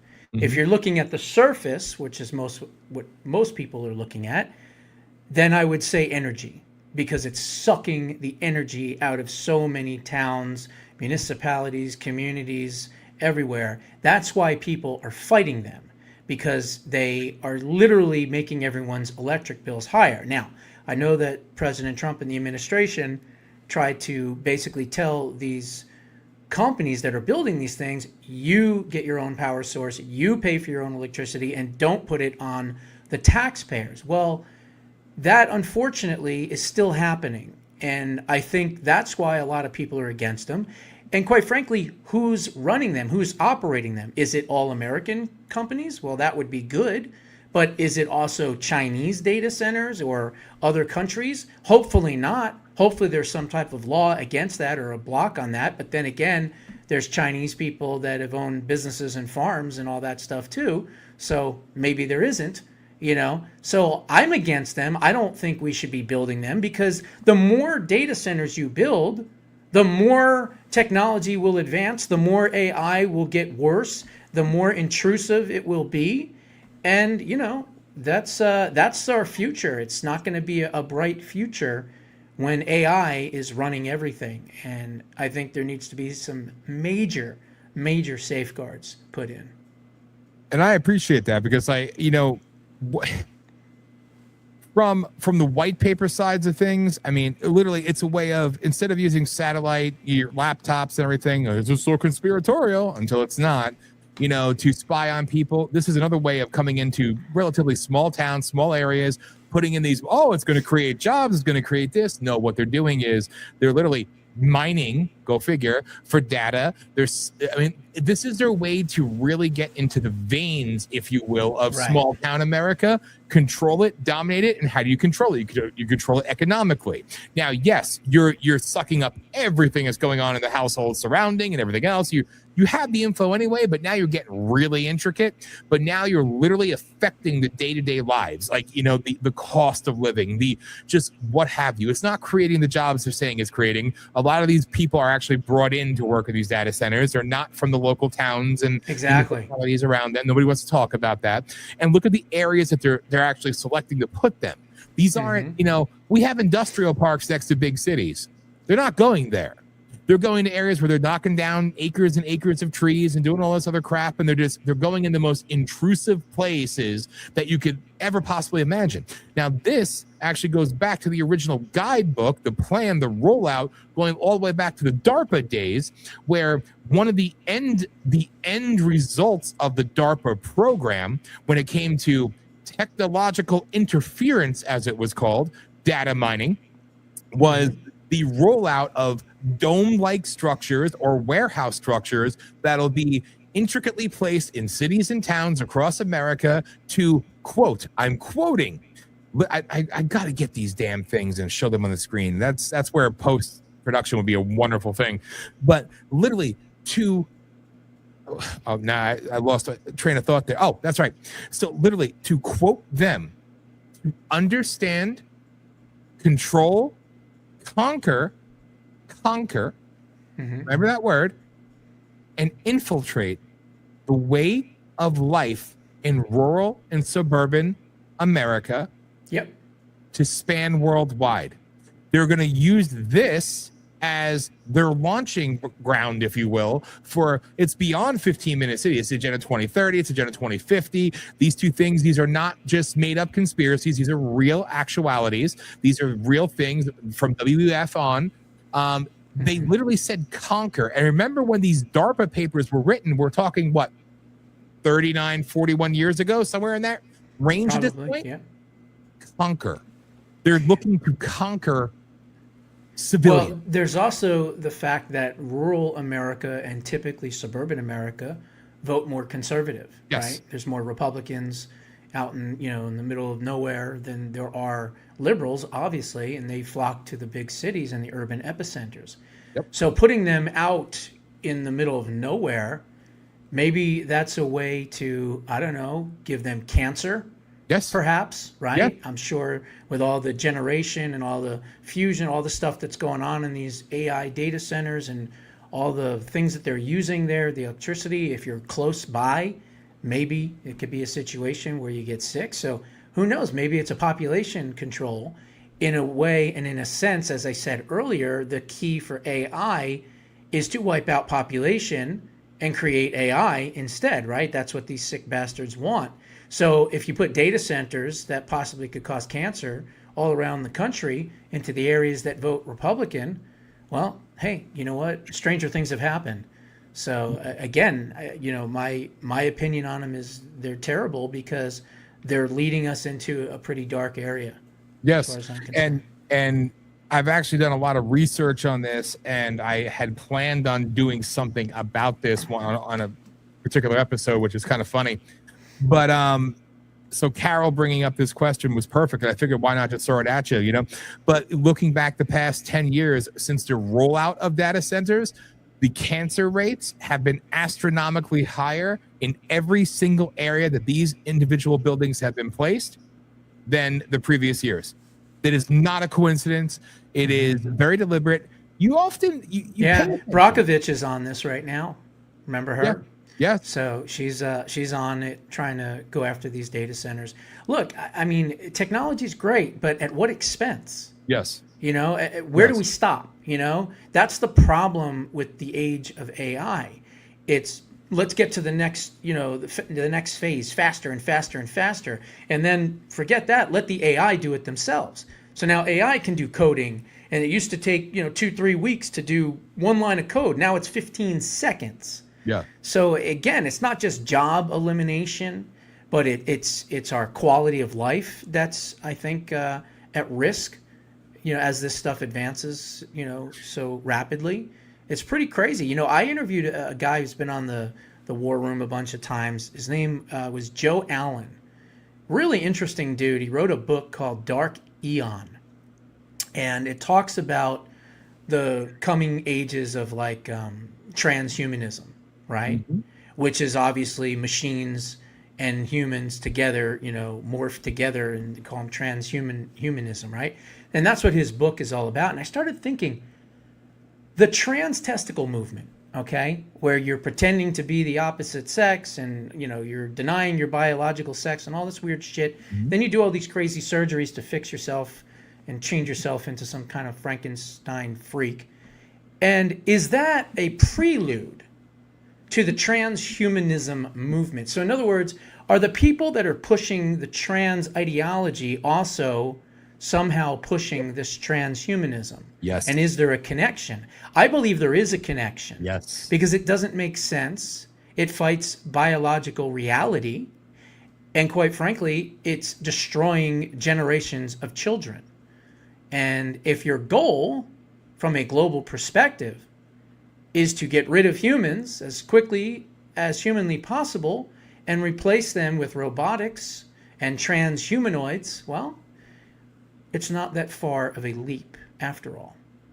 And it's perfectly stated, because that kind of piggybacks off of our one conversation we were having. And it's very true. I think it was last Thursday we had that conversation. And you're right. First, you have to do something so in your face, so, it's obviously crazy, but we have to accept it, and we're forced to accept it. What does it do? First off, this is what they need to do for population control reduction. One, reduce population, reduce, obviously procreating. So they do that with the trans side of things, but also death and destruction of the nuclear family. They need to do that. Pulling people away from God, religion and everything else, whether that's your thing or not, they have to pull you away from it. Now, pharma is your new God. They're making it socially acceptable that it's okay that you can just go be whatever you want to be, change whoever, on the fly. It's okay. Now, they couldn't do that quickly. They had to do it over a little bit of an extended period of time. So they started with that, and it was all for the blasphemous side of it. It was a controlled release, if you will, biological weapon, essentially, and they've done it well. So now when you see these files coming out and these papers being declassified, talking about chimeras and these human animal hybrids and chimeras and these extraterrestrial things that they're alleging and coming out in the white papers as well, and declassified documents, like these are going from the realm of conspiracy talk to now this is stuff that they're bringing up. MSNBC, oh boy, did you hear about they were merging humans with extraterrestrial DNA? Oh, that sounds scary, Bryant. So in today's world, it's like, again, they're passively bringing it up because this is acceptance of it now, and it's all okay. Well, I think a lot of the reason they're hiding this is because they don't think that the American people can handle what might come out. Yes. And whether it's aliens or whether it's something else, whatever it might be, we don't know yet, but whatever it might be, we have an idea. They think that the American people's psyche isn't strong enough to handle it. And I'm thinking to myself, Well, what are we going to do? Are we going to look for them? We're going to try to, go to Mars, go to different planets to try to find these people. Like, we're going to start painting our skin green to look like one. Like, I don't understand. What does it mean we can't handle it? Other than the fact that our government has lied to us from its inception? Okay, well, yeah, that's a pretty big deal, obviously. But this other stuff, of course we can handle it. It doesn't make any sense. So there's something else. Yes, it's always something bigger, and you've had now, that one Congress. I can't think of his name right now. The good one. There's not many. The guy in Tennessee. Yes. Tim Burchett. Thank you. Yeah, saying that when the people really see what he's seen, then they're going to be in the streets. And I liked it. I like that people like him at least are talking. Yeah, if they're all about it. Democrats, we'll be in the streets with clubs and hammers. Yeah. Well, yeah. Yeah, that's they're aliens too. Right, we're gonna kill them all. Fucking sick. But it's all interwoven. It's all interconnected. So again, when the data center stuff, I'm gonna touch on that again very soon, but. I hope that gets into it a little bit, Carol, and I thank you, Josh, for getting into it. But it's amazing how it directly plays into the transhumanism, to the transsexual stuff, to all of this, because it's done by perfect design. Remember, these things, we, the public, think that social media started with MySpace or online journal before MySpace, and then MySpace became Facebook. That was the birth of social media. And, oh, look, the dark web. Oh, use the Tor browser. It's a bad, that's a nasty place. Well, they've been using the dark web since the 70s, if not before that. The first supercomputer, I think, was 64 or something along those lines, or 67, something like that. IBM, yeah. IBM, and remember their AI Watson, named after Bill Gates' grandfather, who was part of the Nazis and the SS. It's like the sickness is there, but it's been used forever. They took time to perfect it, and that's why people need to really do the research on DARPA and really understand how this plays into everything else that you're seeing now, kind of cycling out. So, anyway, all right, thank you. Good points. Yes, you indulged me. I appreciate that. So. Before I play, let's get into this clip because I really, let me find the right one here, and I appreciate a lot of X flips there. Thank you. Yes, I did my best. Yes, you did good. You did good. I definitely appreciate that. All right. There's one really good one though on Instagram. Yes, the black girl. Yes, that's the best. Don't you worry. But here, there it is. All right, people. Oh, this one I picked out for you. Yes, and I enjoyed it very much. So, it's funny because I saw this literally probably about 4 hours before you sent this to me. So it was kind of perfect. So thank you. Iran is very close to having a nuclear weapon. If that's been repeated for 45 years, are we allowed to question if that was true? You're allowed to question whatever you want, but if you actually read and actually learn about the history, then So hold on, you don't know what you're talking about. Let's do the history. Brandon, lie about weapons of mass destruction. Lie about bases in invaders. Lie about nuclear weapons. Not true. I hate Owen Schroyer with a passion, and he looks like a cancer patient. I don't even know which one he was. That's the one with the long scraggly hair. He was Alex Jones' buffer. Like he buffed his balls. His bitch boy. Yeah. Right, gotcha. All the intelligence agencies. You're gonna get fact checked after this, and there's gonna be a viral clip of you going, "You're a liar, Clint," and they're gonna. And by the way, Mayorkas never got a pardon. Just so you know. Can I tell you? I don't care if they're nuclear or not, though. Brendan, I think you made the point. Let me just go back. You guys act like everything happens in a vacuum and everything's black and white and there's no nuance. Let me finish. Because you called me a liar, so I'm explaining. You're saying I'm misinformed that I'm a liar, but if I'm so misinformed a liar, why don't you make me look stupid and let me explain myself? Correct? Go for it. Perfect. So stop interrupting. That'd be great. He looks like a fucking walking hot dog. Even though he's sitting, he looks like a bloated hot dog. All right. The other guy is what is his name? The other guy that was sitting there quietly with the mustache. I know. That's Mr. It'll come to me. I know who he is. Like, what side is he on? And this little fucking grift. I can't stand him either. Now he's making money off of let's have symposiums about. Is that Straka? Wait, whoa! Is that Straka? Yes. That's what he looks like now. Yeah.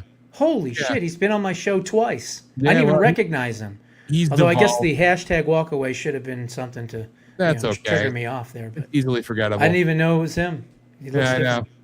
multiple operations like Stuxnet, which set back the nuclear ambitions of Iran. There was also an assassination on the top nuclear scientist. So yes, Iran has been close to developing a nuclear weapon, but you're acting like Iran's just been developing a nuclear weapon, and there hasn't been multiple instances where both the U.S., Israel, and Europeans have gone in and set it back like we did in Operation Banana I'm going based off of the intel agencies that Trump has in place. Like with Stuxnet, and like with the killing of Mohammed, I forget his name, in his car using an AI machine weapon. In terms of your claim that Iran was not developing a nuclear weapon, Iran is the only country in the world with 60% nuclear enrichment that does not possess a nuclear weapon. Correct. The deputy speaker of the Iranian parliament quite literally said verbatim, we were trying to develop a nuclear weapon in secret, and they discovered it. I mean, there's so many different, you don't need an underground facility in multiple different locations of your country to develop it's like the movie The Dictator when Sacha Baron Cohen goes, we're developing a nuclear weapon for peaceful purpose. Look at this ugly fuck. He's sitting there like, I'm going to get me some nice hairy bitches after this one. I'm cool. I don't even know who he is. I don't know who he is either. You know, he's like, it's like, I'm one of the woke Reich members. Look at me. This fucker's like jerking off into a sock before he came into this shit. And it's like, oh, I'm gonna be special now. Wee, everybody's gonna know my name. Wee, I'm gonna say the quiet part out loud. It's the Jews. Wee, I'm such a rebel. Wee. Ugh. I mean, there's so much evidence. In 2018, an entire trove of documents were stolen from Tehran, and Israel, it was the Mossad, Israel brought in Harvard professors who had previously taken your position that there is no evidence to suggest, and brought in foreign journalists to review them, and they reported in 2018 that Iran actively was developing a nuclear missile program. You don't wait until an enemy that chants death to America to develop nuclear weapons. You stop it before it happens. There's so many words, but it doesn't change the fact that our intel agencies said that they were not developing one. That's a fact too. So our intelligence agent, Tulsi Gabbard, literally testified before Congress saying that they had not made the decision to nuclearize it. She did right after that, because you guys love to clip this, she did right after that say that no other country is enriching until 60%, and Iran does pose a threat to the world order. She did say that. So clip the entire thing, number one. Number two. I didn't clip it at all. But you quoted half of that. You only quoted half of that, so that's a clip of it. We do have a whole segment about Iran coming up. We do have a whole segment. That's great, but if I'm called a liar with someone who doesn't actually engage with facts, then it's kind of difficult to engage them. Brandon, I just want to point out I mean, nobody serious can ever say that Iran is not trying to develop a nuclear weapon. To your point of... Can say that. Oh, there's the red-headed libertarian right there. Another grifting biatch. I don't know who any of those people are, but I did see that video, and I saw him kick the shit out of all of them with the facts. Yes. And those are the facts. I mean, not only have there been factual documents of them doing this, but what happened on February 28th when we hit them, they were on their way. They were in a meeting about their nuclear program. It's been around forever. We played that video right here on the Rage of Aquarius, where the guy, you read it real slow, right? Because you had to, because it was a fast moving video. And he was like, we tried to hide it, but they found out. But of course, our goal has always been to do nuclear weapons and this and that. Not to mention, you know, the death to America, they're enriching uranium. You have to be an asshole to not think that there was a nuclear threat from Iran. You just have to be that stupid, basically. Well, these people, and they are the woke Reich, they are the grifter class, and they're the ones who change their, you know, whatever to suit them for the day. But again, you listen to the way they talk, everything from their cadence to their, like, I have to be right. I'm going to try to get everything. It's a smug arrogance. It's the left talking points from 2020, 2016. They've become it now. They always were, but it's the same modus operandi. All right. That's why they're talking about working together. Chunk Junger talking about working with Tucker, and Candace talking about how the far left and the far right need to come together and bridge the divide. That's insane. Well, it's just them finally saying out loud what they're doing. Gee, does that sound familiar? I mean, like, literally, these people are the enemies. Now, this isn't talking about the grifters. This is talking about what this is. When you see it play out in front of you, wake the fuck up, all right? It's insulting to the intelligence of people. I mean, not many, obviously, because they're kind of fucking dumb. But, you know, to those of us with half a brain, it's insulting, you know? And again, it's like... Go back militarily. How many Iraqis or Afghanis killed my friends? You want to know how many that I know of? Maybe one. You want to know how many Iranians killed my friends? Many. Many. And you'll hear that same thing repeated, whether it's somebody that you know what on Newsmax or OAN or Fox News, Carl Higbee, you know, or regular people who you don't know. We'll all say the same thing. Every terrorist organization is basically funded by them. Yes. From Hezbollah to Hamas to Islamic Jihad to the Muslim Brotherhood to the Houthis to I don't know, the Quds forces, obviously All the of siege them. force, all of them. And it's like they are the problem. They have to be eliminated. Yes. You know, Hey, plain and simple. Real quick, did you catch what Trumpster said about the Kurds? I didn't see that. I just, like I said, I think he has multiple personalities because he's just changing his mind left and right. And, you know, I used to think I could kind of tell foreign policy wise where he was going, and I can't. And I'll say this. I think that he ought to come back to the domestic stuff, take care of this problem, come back to the domestic stuff, concentrate on that more. But his foreign policy has been excellent when it came to Greenland, when it came to dealing with NATO, when it came to cutting off Ukraine, with closing all these wars, right? 8 wars. He stopped all this other stuff that he's been doing, the extraction of Maduro, hopefully taking out the Cuban regime. So he's basically been excellent on everything but this Iran situation. And I think it's because of his indecisiveness, and he's listening to the wrong people, and so therefore he keeps changing his mind. I used to think it was, shadow diplomacy, head fake to try to, freak out the enemy or whatever, but it just doesn't seem like that right now. And then especially putting Jay Clayton up at DNI. I mean, those two moves right there happening in the same day, when he can go that we're going to bomb the shit out of them to we're going to sign a deal and I'm going to send JD Vance in the next few days. What the fuck is that? It doesn't make any sense. Oddly enough, I'm frustrated as hell. Oddly enough, I still haven't changed my forecast. So, and I hear again, you. Every week we end up having this little side conversation. Yeah, I'm not even shaking, not even budged yet. Oddly enough, No, you haven't. Which is interesting. And I hope you're right and I'm wrong. I want to be wrong. Please be wrong. Well, me too. And you're right. And then he, wipes these fucking idiots off the face of the earth. I see it. We'll see. Drown them in bacon grease and light them on fire. And God, dude, anyway. I just go on and on and on and on. But fucking to close out that, even empowering these fuckers. Again, us having conversations, one thing. Putting these fuckers up in a symposium, right? I like seeing them get owned, yes, but yeah. Strzok, they're just making money off of dividing it and spreading it more. Mm-hmm. And it's just it's so insulting. It's like it's sick. They ought to just rename themselves the Griftercrats. Yes. They serve zero freaking purpose. I swear to God. Well, actually, no, they're doing exactly what they're meant to do. This is who and what they are, and this is why they're here and they exist, and they're playing their part well, I guess. But it's so sickening, man. And it's just like, ugh. Anyway. Yeah. Whatever, dude. I mean, it's never gonna end. All right. So here, I like this one. So I want to play this one, bro. It's only 30 seconds. Oh wait, you gotta make sure you can see it. That would help. Okay. Oh, I like this. You all right, sir? Yes. It's not my blood. It's the blood of a racist who insulted me. Phew. I was scared. I thought something bad had happened. Have a good day, sir.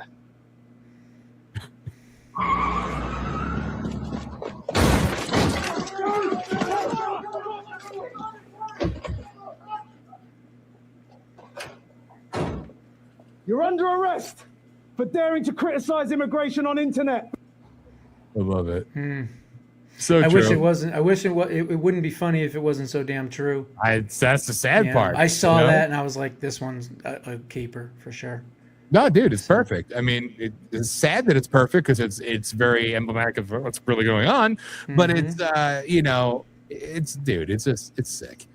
But what's going on in Ireland? I mean, shit. Yeah. I mean, good on the people. Yeah, it turns out that the perpetrator was a police officer, a Sudanese police officer in Khartoum, and so he came from like a wealthy family and everything else, and he came to Ireland just to do jihad. Like that was his whole goal, because he came into the UK and then he decided to go into Ireland because I think he had a beef with somebody there, and so he went to visit them, and then they decided, and I guess one backed out, and he kept going, and he just said, I'm basically going to kill somebody in the street, and that's what he tried to do. And so is that what it takes? Does it take a beheading, in the middle of the street for people to wake up and realize that Islam is not compatible with the West in any country, and they need to be eradicated from all countries in the West? I mean, I say it a million times. Immigration without an assimilation is an invasion. That's it. Plain and simple. Yes. And we're not going to allow that here in the United States because we have a very robust Second Amendment. Damn straight. I'll leave it at that. Yeah, you're spot on, dude. So here's a good one too. Oh, yes. Wait. There it is.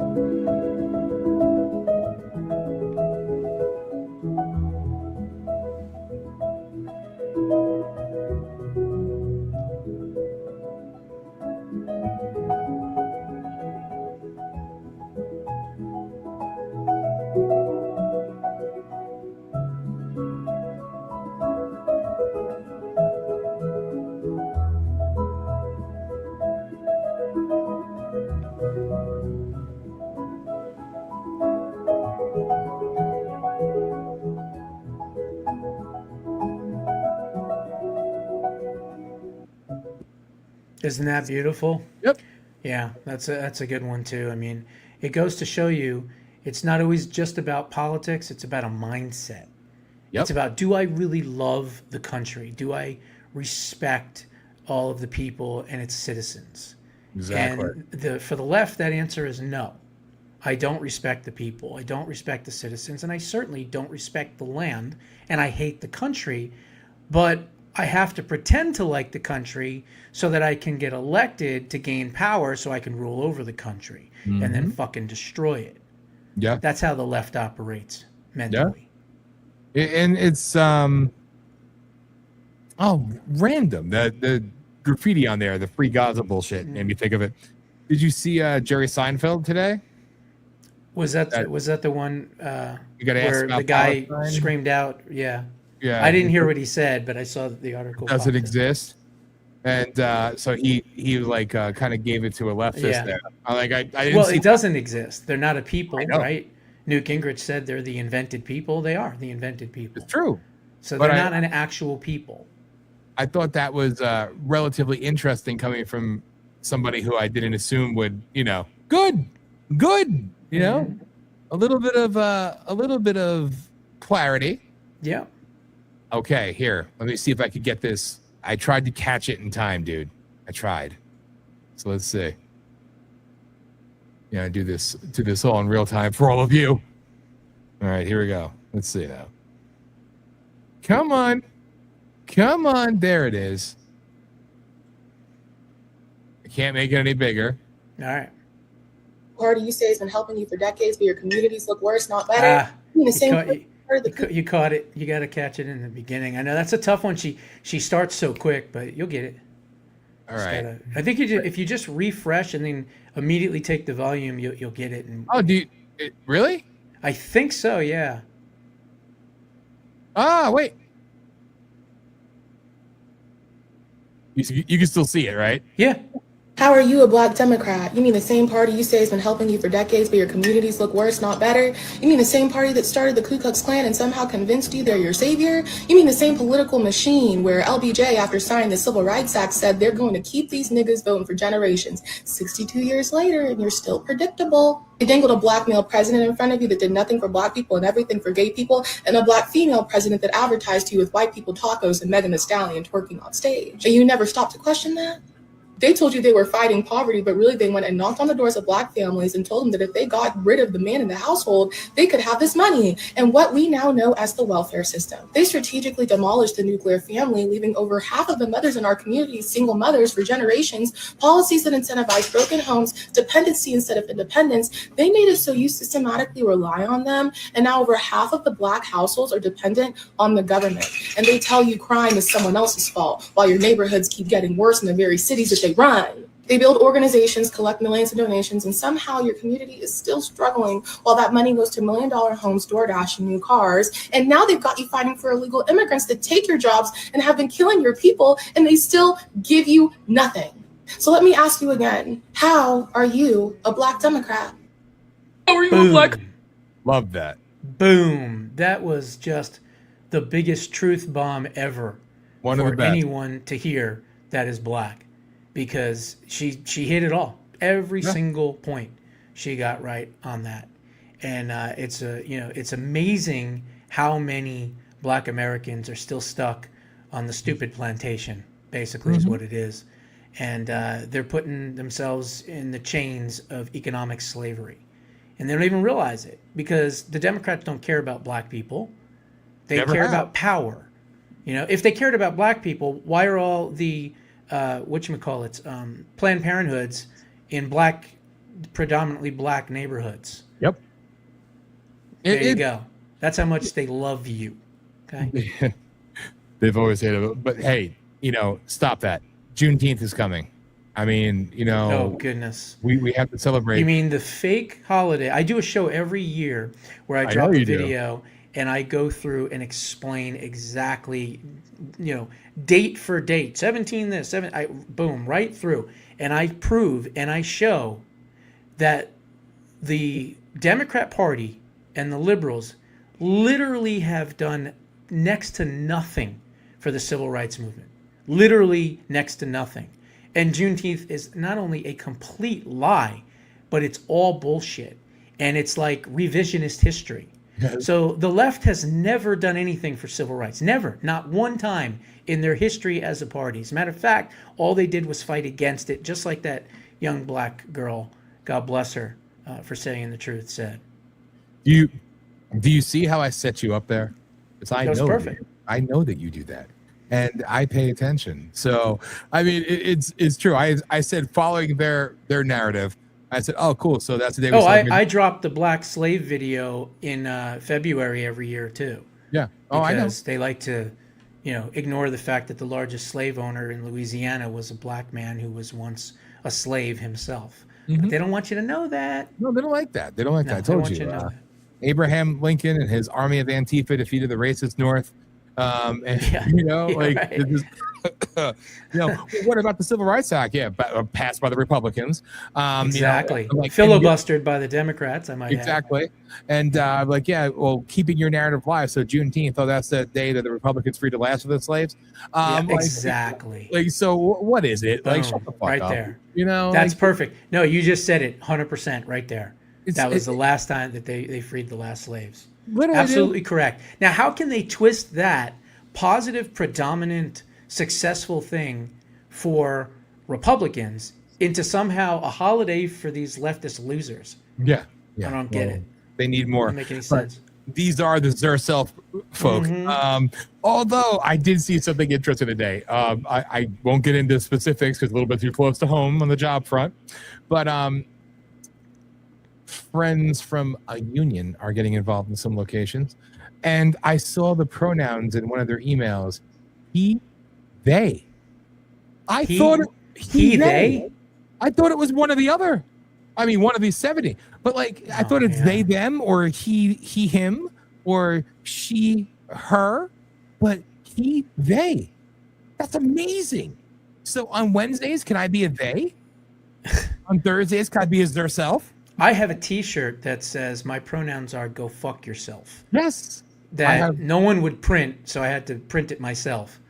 But that's what I think of pronouns, basically. I think they're some of the most grotesque, disgusting, deviant, demonic things you could ever think of. To basically ignore the human being as an individual and somehow say that you're more than one sex. That is the most arrogant, elitist, condescending, anti-science bullshit I can possibly think of. These people need to be, put in mental institutions. Yeah, or worse. You know, like, dude, it's special. I mean, well, it's specially retarded. Yeah, a little fucktardian. Or if you're from Boston, retarded. Retarded. You know, got my cat in the bag real fast. Yeah. And this is the perfect time. Yeah, it is actually. I was going to ask you here in a second, but you think I wasn't going to play this? This was basically. We don't usually talk about like actual stories and stuff, but when I saw this one, I said, "This is one for the Hour of Rage or the Rage of Aquarius," because I'm sure we're going to have some interesting conversations about this one. So, so wrong. Inside the battle for bigger and bigger balls. Now, which, by the way, the Rhino Republicans could use. You think? You hear that, Susan? But hey, if we have to blow up their balls the size of fucking watermelons for them to pass the SAVE Act, perhaps maybe we're on to something here. But go ahead. All right. Like, dude, I still think it's weird. All right, no, I gotta see you for this. So I still think it's a little fucking weird to me. Right? We're gonna be small. Okay, that's fine. You have through time, women and men, hey, me fat, right? Want to lose weight, and women want to lose weight and have a nice body. Now it's let's get butt implants to have big fat asses, and that's supposed to be sexy. I'm sorry, maybe I'm mansplaining this one, but in reality, when you have a giant fat ass, male or female, it's not attractive. I don't think I'm my best self when I'm fucking like bloated and fat, right? Fatter is hotter. I'm gonna have like, look, I only about an A cup. I do it wrong, but like it's like let me go get ass implants. So remember a couple of years ago, that Sports Illustrated had like fucking Lizzo. In a bikini all the time, and oh man, it was so disgusting. Thank goodness that shit is basically over as far as in print and stuff like that. I mean, you'd be walking through a mall and you'd see this fucking heifer, in a G-string, and you're going, I can't unsee that. Right? A fucking whale-elephant. I'm supposed to say it's sexy. A whale-elephant. I like that. You just combined a whale and an elephant? Yes. I'm stealing that. Go ahead. Fuck that. I'm stealing that. That was a good one. It's one of my things. Whale-elephant. I don't think I've ever heard that before. You probably haven't. I think I'm the only one that's ever said it. I love that. But it's appropriate, but it's like, that's hot. You're like, the thing is, it's like all these people should, obviously try to get thin and try to get healthy, and obviously a lot of it's eating habits and things like that. And it's not that we're making fun of the fat, but what we're making fun of is the fact that they're glorifying that fat like that, and obesity is somehow should be acceptable as a norm in society. And no, it should be looked at as, well, we have to help these people by changing their diet, weight loss, whatever. But remember, the pharmaceutical industry survives on people that have, health issues, right? I mean, that's how they don't want to cure you. They just want to continue to treat you until you die. And they want to make as much money on you as humanly possible. Yes. And so I think it's the same thing with the fat and the weight loss industry and everything else. But we should always aspire to be the best person physically, mentally, and emotionally that we can be. Common sense. But it's like, no, they help me love myself by saying it's okay and I should go eat fucking 75 boxes of Twinkies because that's what's beautiful. The fatter I am, the more loving I am, the more gorgeous I am, the more shut the fuck up. They're not trying to kill me, they're freeing me.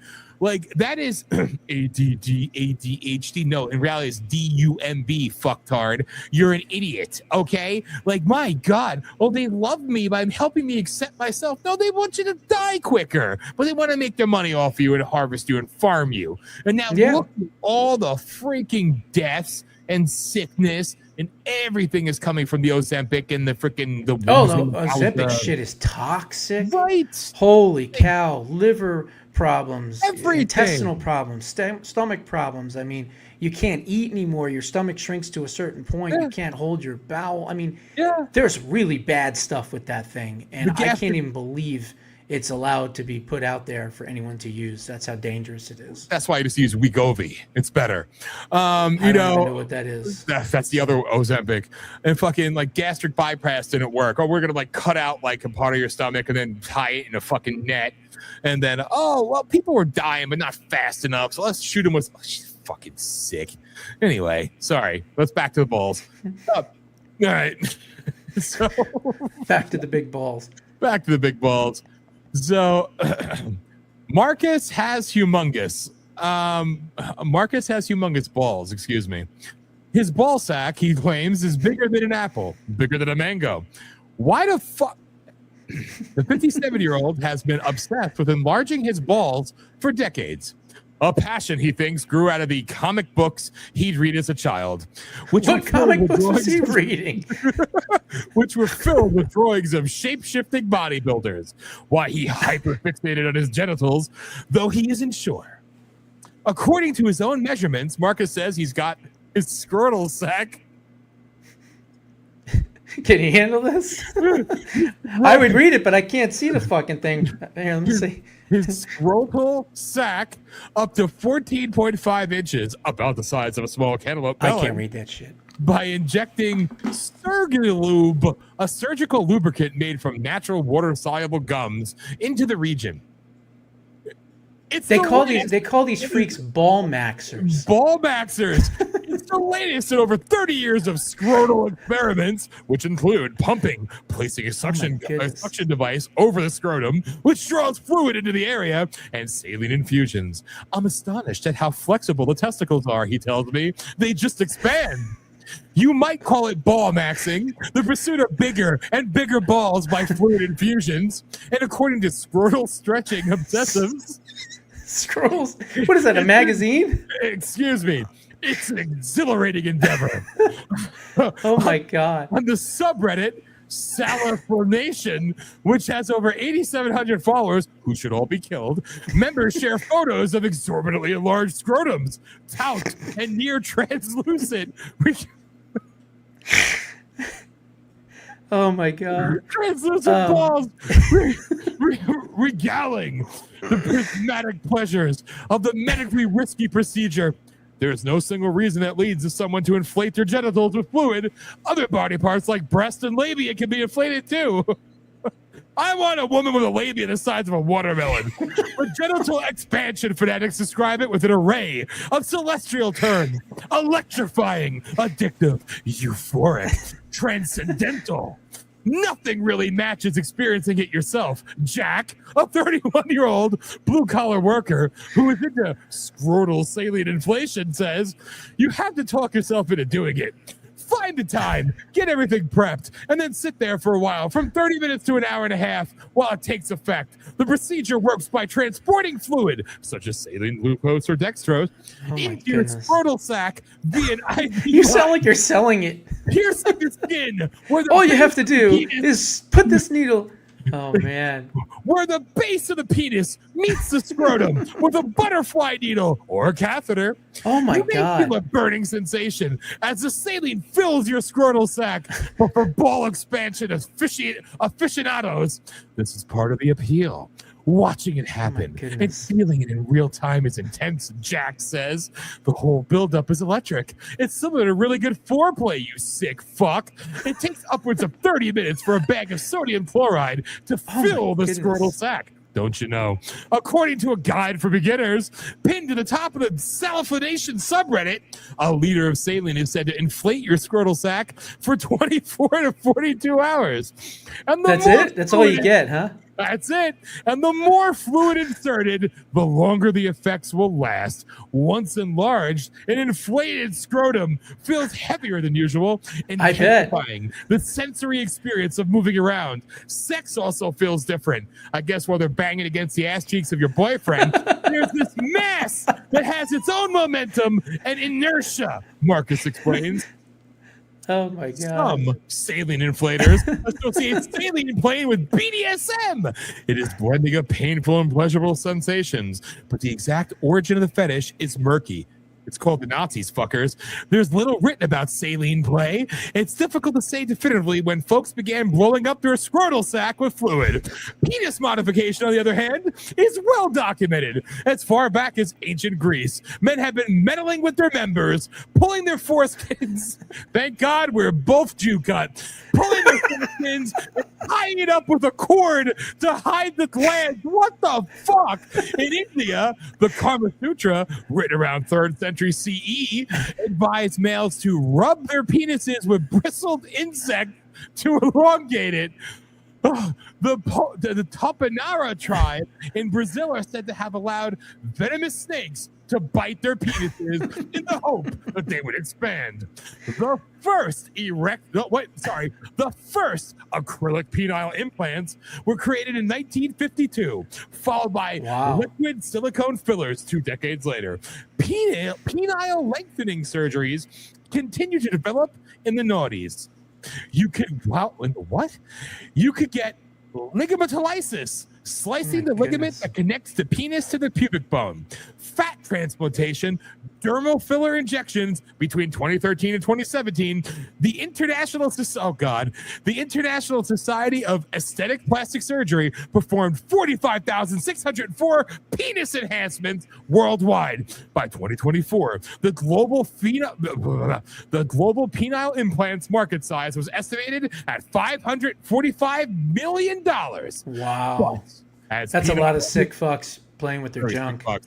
But as penile procedures diversified and men's magazines, this one included, ran feature after feature guiding readers how they could get bigger looking dicks, no one seemed to be talking about testicles. That is beyond the occasional reference to scrotox.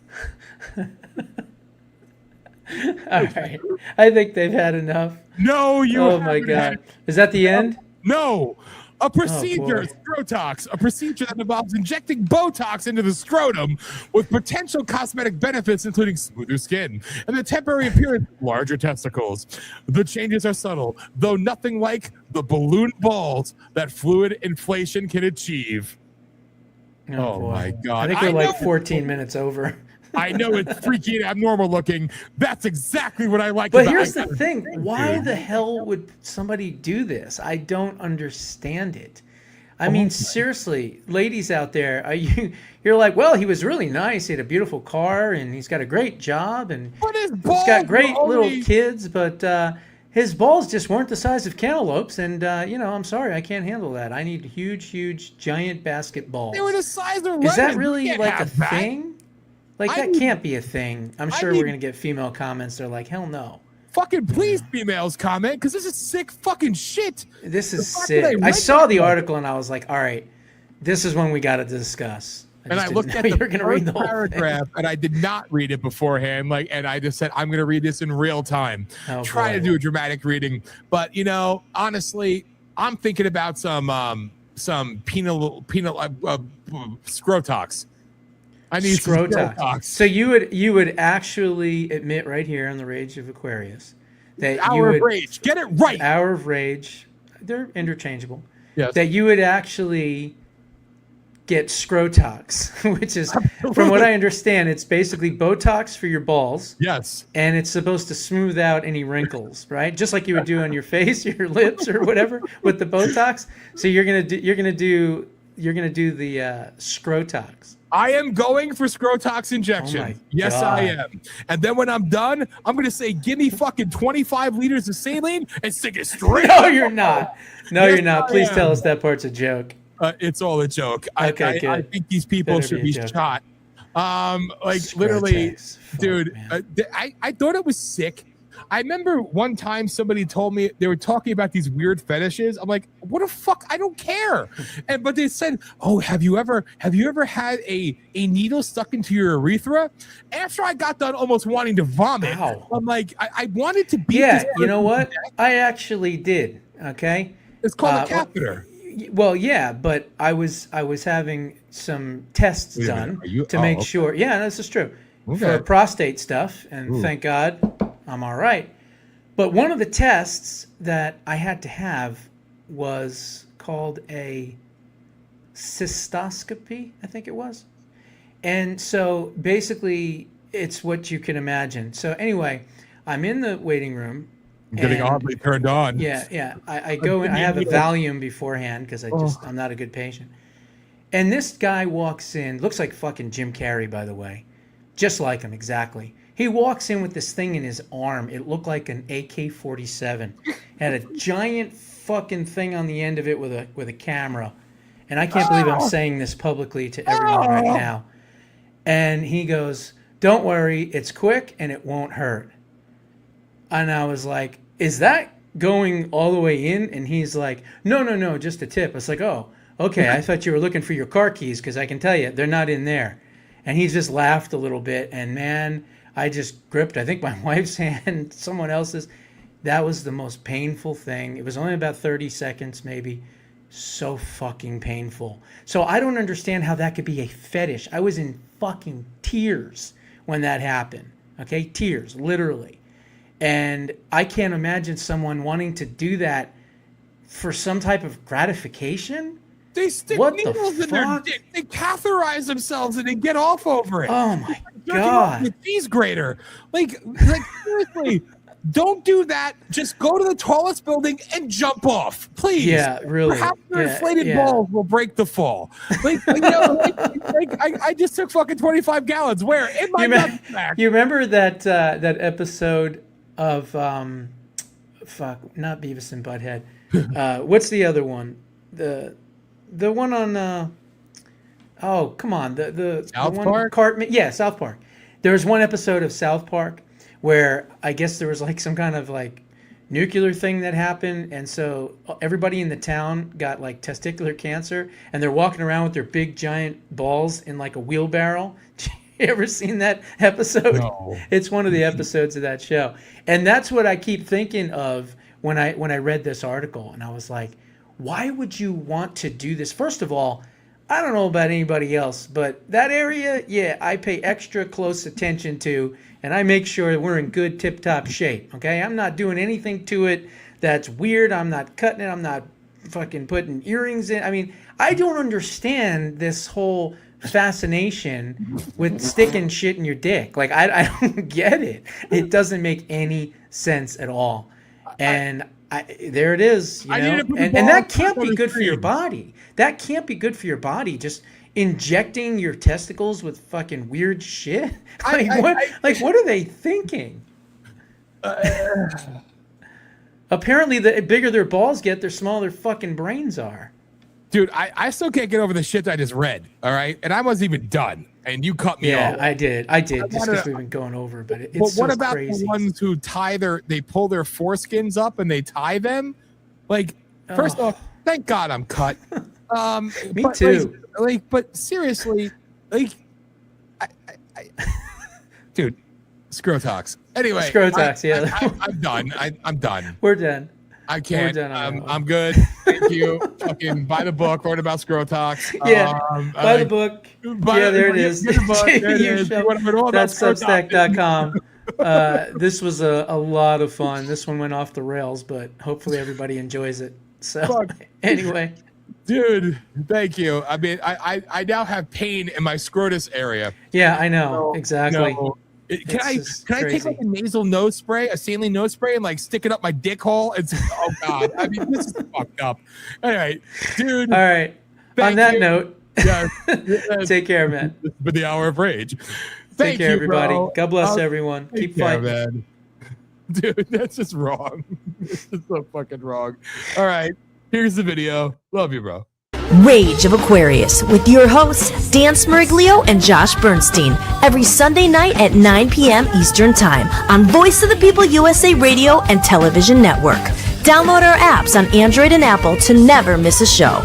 Watch at 9 p.m. Eastern Time on Roku TV, Fire TV, and Android TV, or visit VOPUSARadio.com.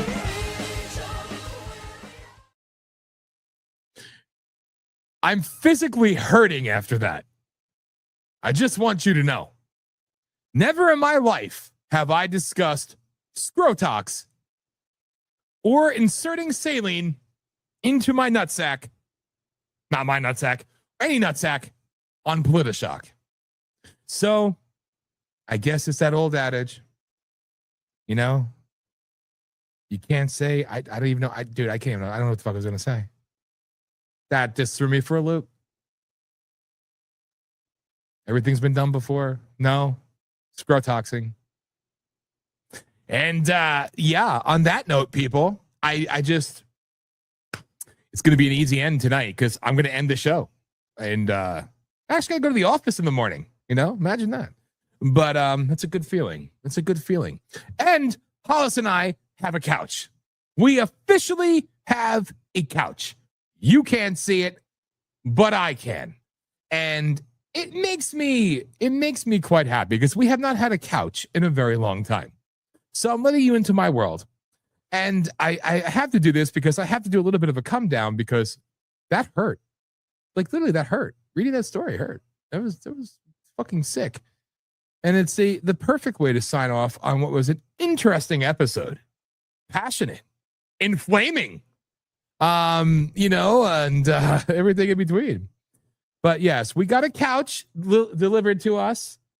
Well, purchased and delivered.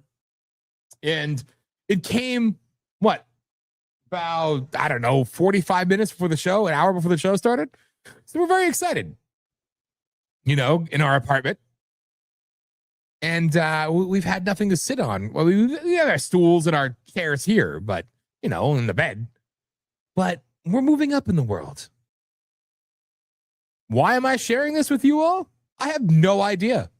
But I was literally just talking about, you know, taking catheters for fun and sticking needles in your nutsack. So I figure all bets are off. All bets are off. Joe, I hope you love that one. I really do. And I was laughing at your comments earlier, dude. And I see VOP USA Radio is in the chat laughing. So I guess my much better half is listening. Yeah. And Blimpy on steroids is one of my favorite lines from Dan. I come up with a lot of them sometimes. I don't try to be funny. I just say weird shit. Although nothing may be as weird as what I've spoken about tonight. I'm just saying. Honestly, what else is there to say? So, ladies and gentlemen, thank you for tuning in tonight. I'm doing it shorter, right? I'm being good. I could still go longer sometimes, but, you know, it is almost 12:30. We might actually eat something for dinner. It's about dinner time, right? And, you know, do our thing. Perhaps sit on the couch for a moment. I don't know. Maybe enjoying the couch is a tomorrow night thing. I don't know. It's hard. It's there. It's like calling to you. It's very exciting. But truly, people, we've been all over the place tonight. So thank you as always for joining me and taking the ride with me, if you will. It was an emotional night. It was a passionate night. It was a funny night. But no, we kind of covered the gamut here. You know, we talked about everything. So there's nothing else left to talk about. I will say that I still hold on to my belief that the president knows what he's doing. And since everybody who learned from the past, we're not going to turn on Trump this time, and you all turned on Trump. For those Remainers out there who, not Mainers, Remainers, who actually still entrust the man that we elected, just hang tight. All right, things are coming. Good things are coming, and I don't have any doubt about that. I trust the man. I say God bless the man. And Josh loves the guy too. He's angry, you know, or confused, and I get that as well because hey, it could be seen a lot of ways, and I could be completely wrong. But I trust the president, and I say God bless our president, and happy early birthday to our president who turns 80 years old this weekend. Right? I think it's this weekend. Remember correctly. So, God bless that man. But to everybody else out there, all I have to say is we've had highs and lows tonight, but we don't talk about inflation. We talk about testicular inflation. So that's what makes us different here on POLITI-SHOCK at the Voice of U.S.A. Radio Television Network. But sincerely, I feel like I say this a lot to you, but I'll say it one more time. If it's so obvious, if it's so in your face, if it's so apparent, so blunt, it's probably the exact opposite. Okay? If something seems that easy, makes that much sense, it's just clear cut, boom, everything, it's not. So realize that a bunch of sick fucking people, they probably like scrotoxing. You know, sick people plan this shit out. And they purposely do things to deceive you, to ruin your life, make you miserable. You know, have you hate everything, question everything. Questioning everything is good, but questioning everything that you once loved, you knew, you believed in, whatever, for a much darker, not rewarding path. That's what they want. Dehumanization. They want you to, all right, I'm not saying it and screaming it. There's no Elias cutting clips of this. It's going to go viral, but I've said it and I'll say it again. They want you to die. They need you to die. And they're going to do everything in their power to make sure that you die on their timetable. So try living, and try living with your eyes open. Think logically. See past the bullshit. Fight back. Just wake the fuck up. You know? Wake the fuck up. Hate to be blunt, but the truth. See through the facade. Please. That's all I ask. Anyway, I'm done. So as always, go to VOPUSARadio.com, VOPUSARadio.com. If any of you cheap bastards out there want to actually support us, that'd be a novel concept, minus the 4. BuyMeACoffee.com/VOPUSARadio. Or you can go right there, scan that little bad boy in the whatever side is for you, probably right-hand side of your screen. You see that little QR code, scan it. You could donate there, you know? And as always, I can make it really easy on you. Boom, scan it, donate. I already know you won't, but that's where you can. And again, links to everything in the description of the show, obviously. And remember, I don't yet know if it'll be new. So I don't want to get ahead of anything. But no matter what, tomorrow night, 7 p.m. Eastern Time, Holistics will be live. It might be a live replay. It might be a live news show. The very amazing Hollis Mahady is always working nonstop, creating amazing shit. Wait until you see the stuff she's doing now. It's like insane. And she's also I could talk also a published author now. But the new stuff she's doing is even more like just, this woman doesn't know how to sit still. Sometimes literally, but it's cute. She's tiny and she like bounces around a lot. But she finds ways to just take something that she may have learned and then expand upon it. You know, like what you would learn over the course of 5 years in about 5 minutes, and just continuously evolve and do all this amazing stuff. So it's pretty impressive. You know, I'm a #1 fan, and deservedly so. So Hollis is doing a lot of cool shit. All right. A lot of cool shit. But links to her stuff as well in the show description. You still see Aftershock up there. That's in memoriam. But Ocean is coming. And for real, you know, I don't like giving days and then not following through, because we really we're going to do it right. And we're going to make sure it's when we could do it, when it's consistent, everything else. So it's coming, though. It's coming soon. I promise you that. So check out Holistics every night, Monday through Friday, 7 p.m. Eastern Time, right here on the VOPUSARadio.com, voice of the USA Radio Television Network. And HollisMahady.com.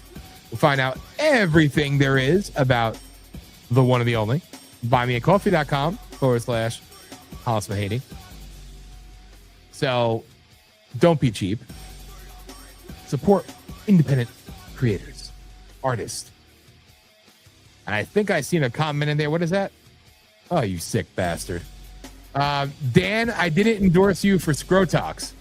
I hope you. I promise you, Joe. Actually, that might get me in with some of the crowd in Maine. I might be a real downstater Mainer. Say that fucking 5 times fast. I'm gonna be a downstater Mainer. Downstater Mainer. There you go. So throw on a wig, and I'm gonna turn my nuts into the size of fucking tires, snow tires. There you go. I want big ass ones. And I'm gonna say, Joe from the MAGA Alliance for Trump endorsed me for Scrotox. Anyway, all right, I'm done. Everybody, again, VOPUSARadio.com. Remember, HollisMahady.com. Be here tomorrow night, 7 p.m. Eastern Time for Holistics Live. And we will be back probably Sunday night for Rage of Aquarius. It might be Monday. You never know with me. My schedule can fluctuate sometimes.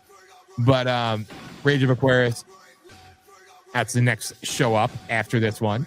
Of course, excluding Holistics. And other than that, you know the drill. We'll be here next Thursday, 9 p.m. Eastern Time. So thank you to MAGA Alliance for Trump. Thank you to Josh. Thank you to my wife, just because she's my wife and I love her and she's awesome and she's my best friend. And thank you to all of you, even the cheap-ass silent pricks out there that, you know, just watch the mock. But thank you. And Carol, I love you. It was nice to see you in the chat room. So shout out to you. And here, if Carol is still there,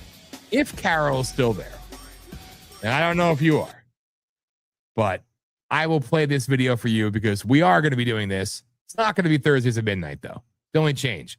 But here, I will play this for you because you'll appreciate it. And then I'll go to the end for real.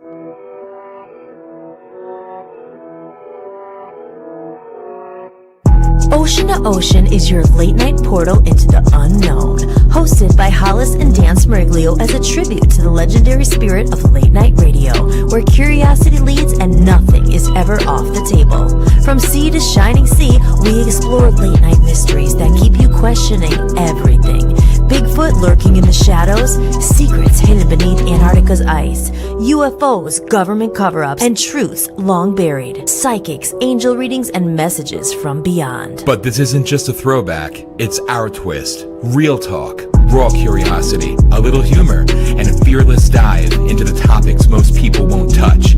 Some nights will make you think, some nights might give you chills, and some might just change the way you see the world. So tune in, stay curious, and keep your mind open, because from ocean to ocean, the conversation never sleeps.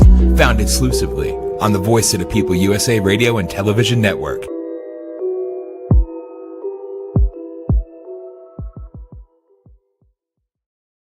Line here.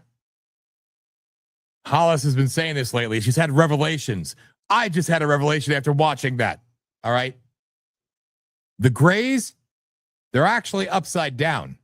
Their heads being that big, they're just the first recipients of Scrotox. Now we know the government experiments on the Greys was inserting friggin' saline injections into their ball sacks. They turned them upside down. Now we figured it out. See, the first ocean to ocean mystery has been solved. Thank you. And perhaps that's why Bigfoot looks a little scrunched or hunchbacked. You never know. But yes, that's an homage to Coast to Coast. So Ocean to Ocean is coming soon. So look for it, people. It is coming. And yes, the closing video, you're going to get one of my campaign videos because, hey, fuck it. Why not? It fits, right? But where's my damn endorsement ad, my funny one? I can't find it. And I don't know where it went. I've always had it in here. And oh, here. Let's play this. And then I will end. Coffee, gold, silver, supplements? Oh yeah. Nothing says fighting tyranny and the globalist like a 10% off promo code. Meanwhile, your favorite influencers are busy jet-setting to galas and balls for 20G a pop, selling you miracle powders and apocalyptic backpacks. While we're over here in the trenches, armed with nothing but a mic, a busted laptop, and a Wi-Fi connection that's one angry squirrel away from collapse. Look, selling truth doesn't come with a brand deal or a yacht party invite. It comes with demonetization, shadow bans, and wondering if PayPal's about to accidentally freeze our account. No corporate sponsors, no billionaire backers, or checks from George Soros. Just unfiltered truth. So if you want to help us keep doing what they wish we'd stop doing, throw a few bucks in the tip jar. Because while they're busy selling you miracle water bottles that promise to make you enlightened, we're over here lifting the heavy weight of reality. So smash that donate button. Let's show the world truth doesn't need a filter or a fake tan. It just needs people who are fed up with the BS. Oh, and don't forget, use our promo code TRUTH for 10% off our upcoming End of the World spandex thong. Coming soon, because why not save the world with style, right?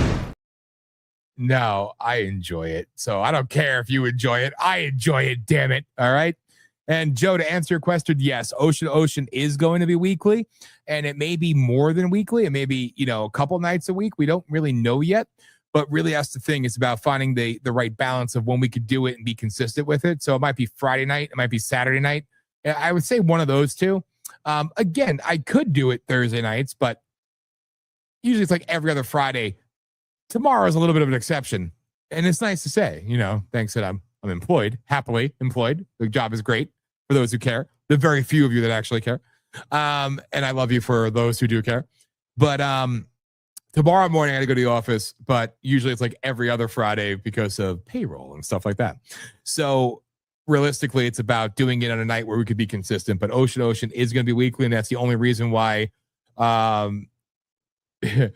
it's the only reason why we haven't done it yet, because we want to make sure we get it on the right night. We might try it out one night and another night, just kind of bounce it around a little bit. But the intention is to be weekly. And then, hey, if it hits and people aren't cheap, because, we're going to put it behind a paywall inevitably, or make people subscribe because tired. It's going to bring in a different audience. It's going to bring in a lot of you, but it's also going to bring in a different audience as well. So, and we're going to have open phone lines and everything else. So it's really special. We have so many things to talk about. Hollis has spoken about this continuously, but thanks to my dad, he's our freaking researcher extraordinaire. So he's given us stuff for probably a freaking year or two of shows, honestly, which has been really invaluable. So we have everything ready to go, and it's just a matter of us doing it. Because right now it's still also the kind of recoup time where, hey, we could actually live life a little bit and actually live life by doing things that we couldn't do for months, because you gotta, freaking live like broke tards a little bit and manage and everything else. But now we're able to actually catch up and go shopping on a normal cadence and things of that nature. Amazing, isn't it? This is kind of weird, but no. So we're gonna do it soon, and yes, the intention is at the very least to start out weekly. And if it becomes more nights, but it's going to be fun. So I can't wait for that. But anyway, I'm seriously going to shut up now, because I said I was going to end it about, freaking 20 minutes ago, and I'm still going. So I have to stop, because you know me, I just keep going in hour 5, hour 6, hour 7. So I can't do that. I have to refrain myself. So everybody, again, thank you. It's been fun, been passionate. And again, the heartfelt words and endorsements and everything from the MAGA Alliance for Trump crew. I love them always, but I really appreciate everything that was said. And I didn't say anything for that purpose, but thank you. And again, showed on screen one more time to everybody who did cast a ballot for me in Maine.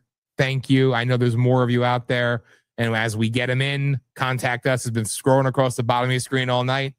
I will put them on screen as well, and we'll give you numbers as soon as we're able to get them. We're going to fight like hell to get them, of course, because they don't want people to know I'm the dirty little secret. But it's all good, and on to bigger and better times and bigger and better days, and we stay in the fight. All right, so stay positive. God bless you all, and I appreciate you tuning in.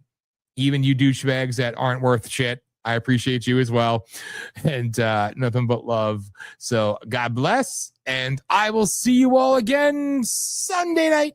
Remember, tomorrow night, 7 p.m. Eastern Time, Holistics, right here on the Voice of People USA Radio and Television Network. Search VOP USA in Roku, Android, Fire, Apple TV, and you will see us, or the apps, Android or Apple, VOP USA. And remember, HollisMahady.com, VOPUSARadio.com, and that's it. So good night. Take care. See you soon.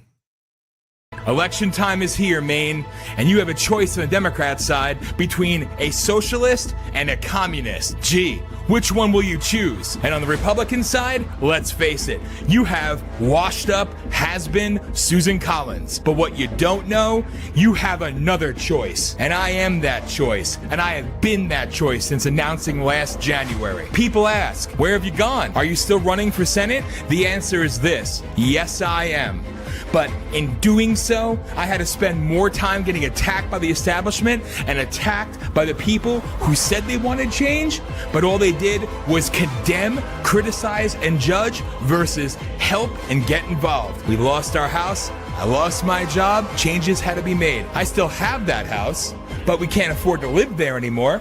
The price you pay for doing the right thing. You can't see anything about the campaign on social media. Social media, including X, is a joke. It's not a home for free speech. It's a home for suppression and suspension.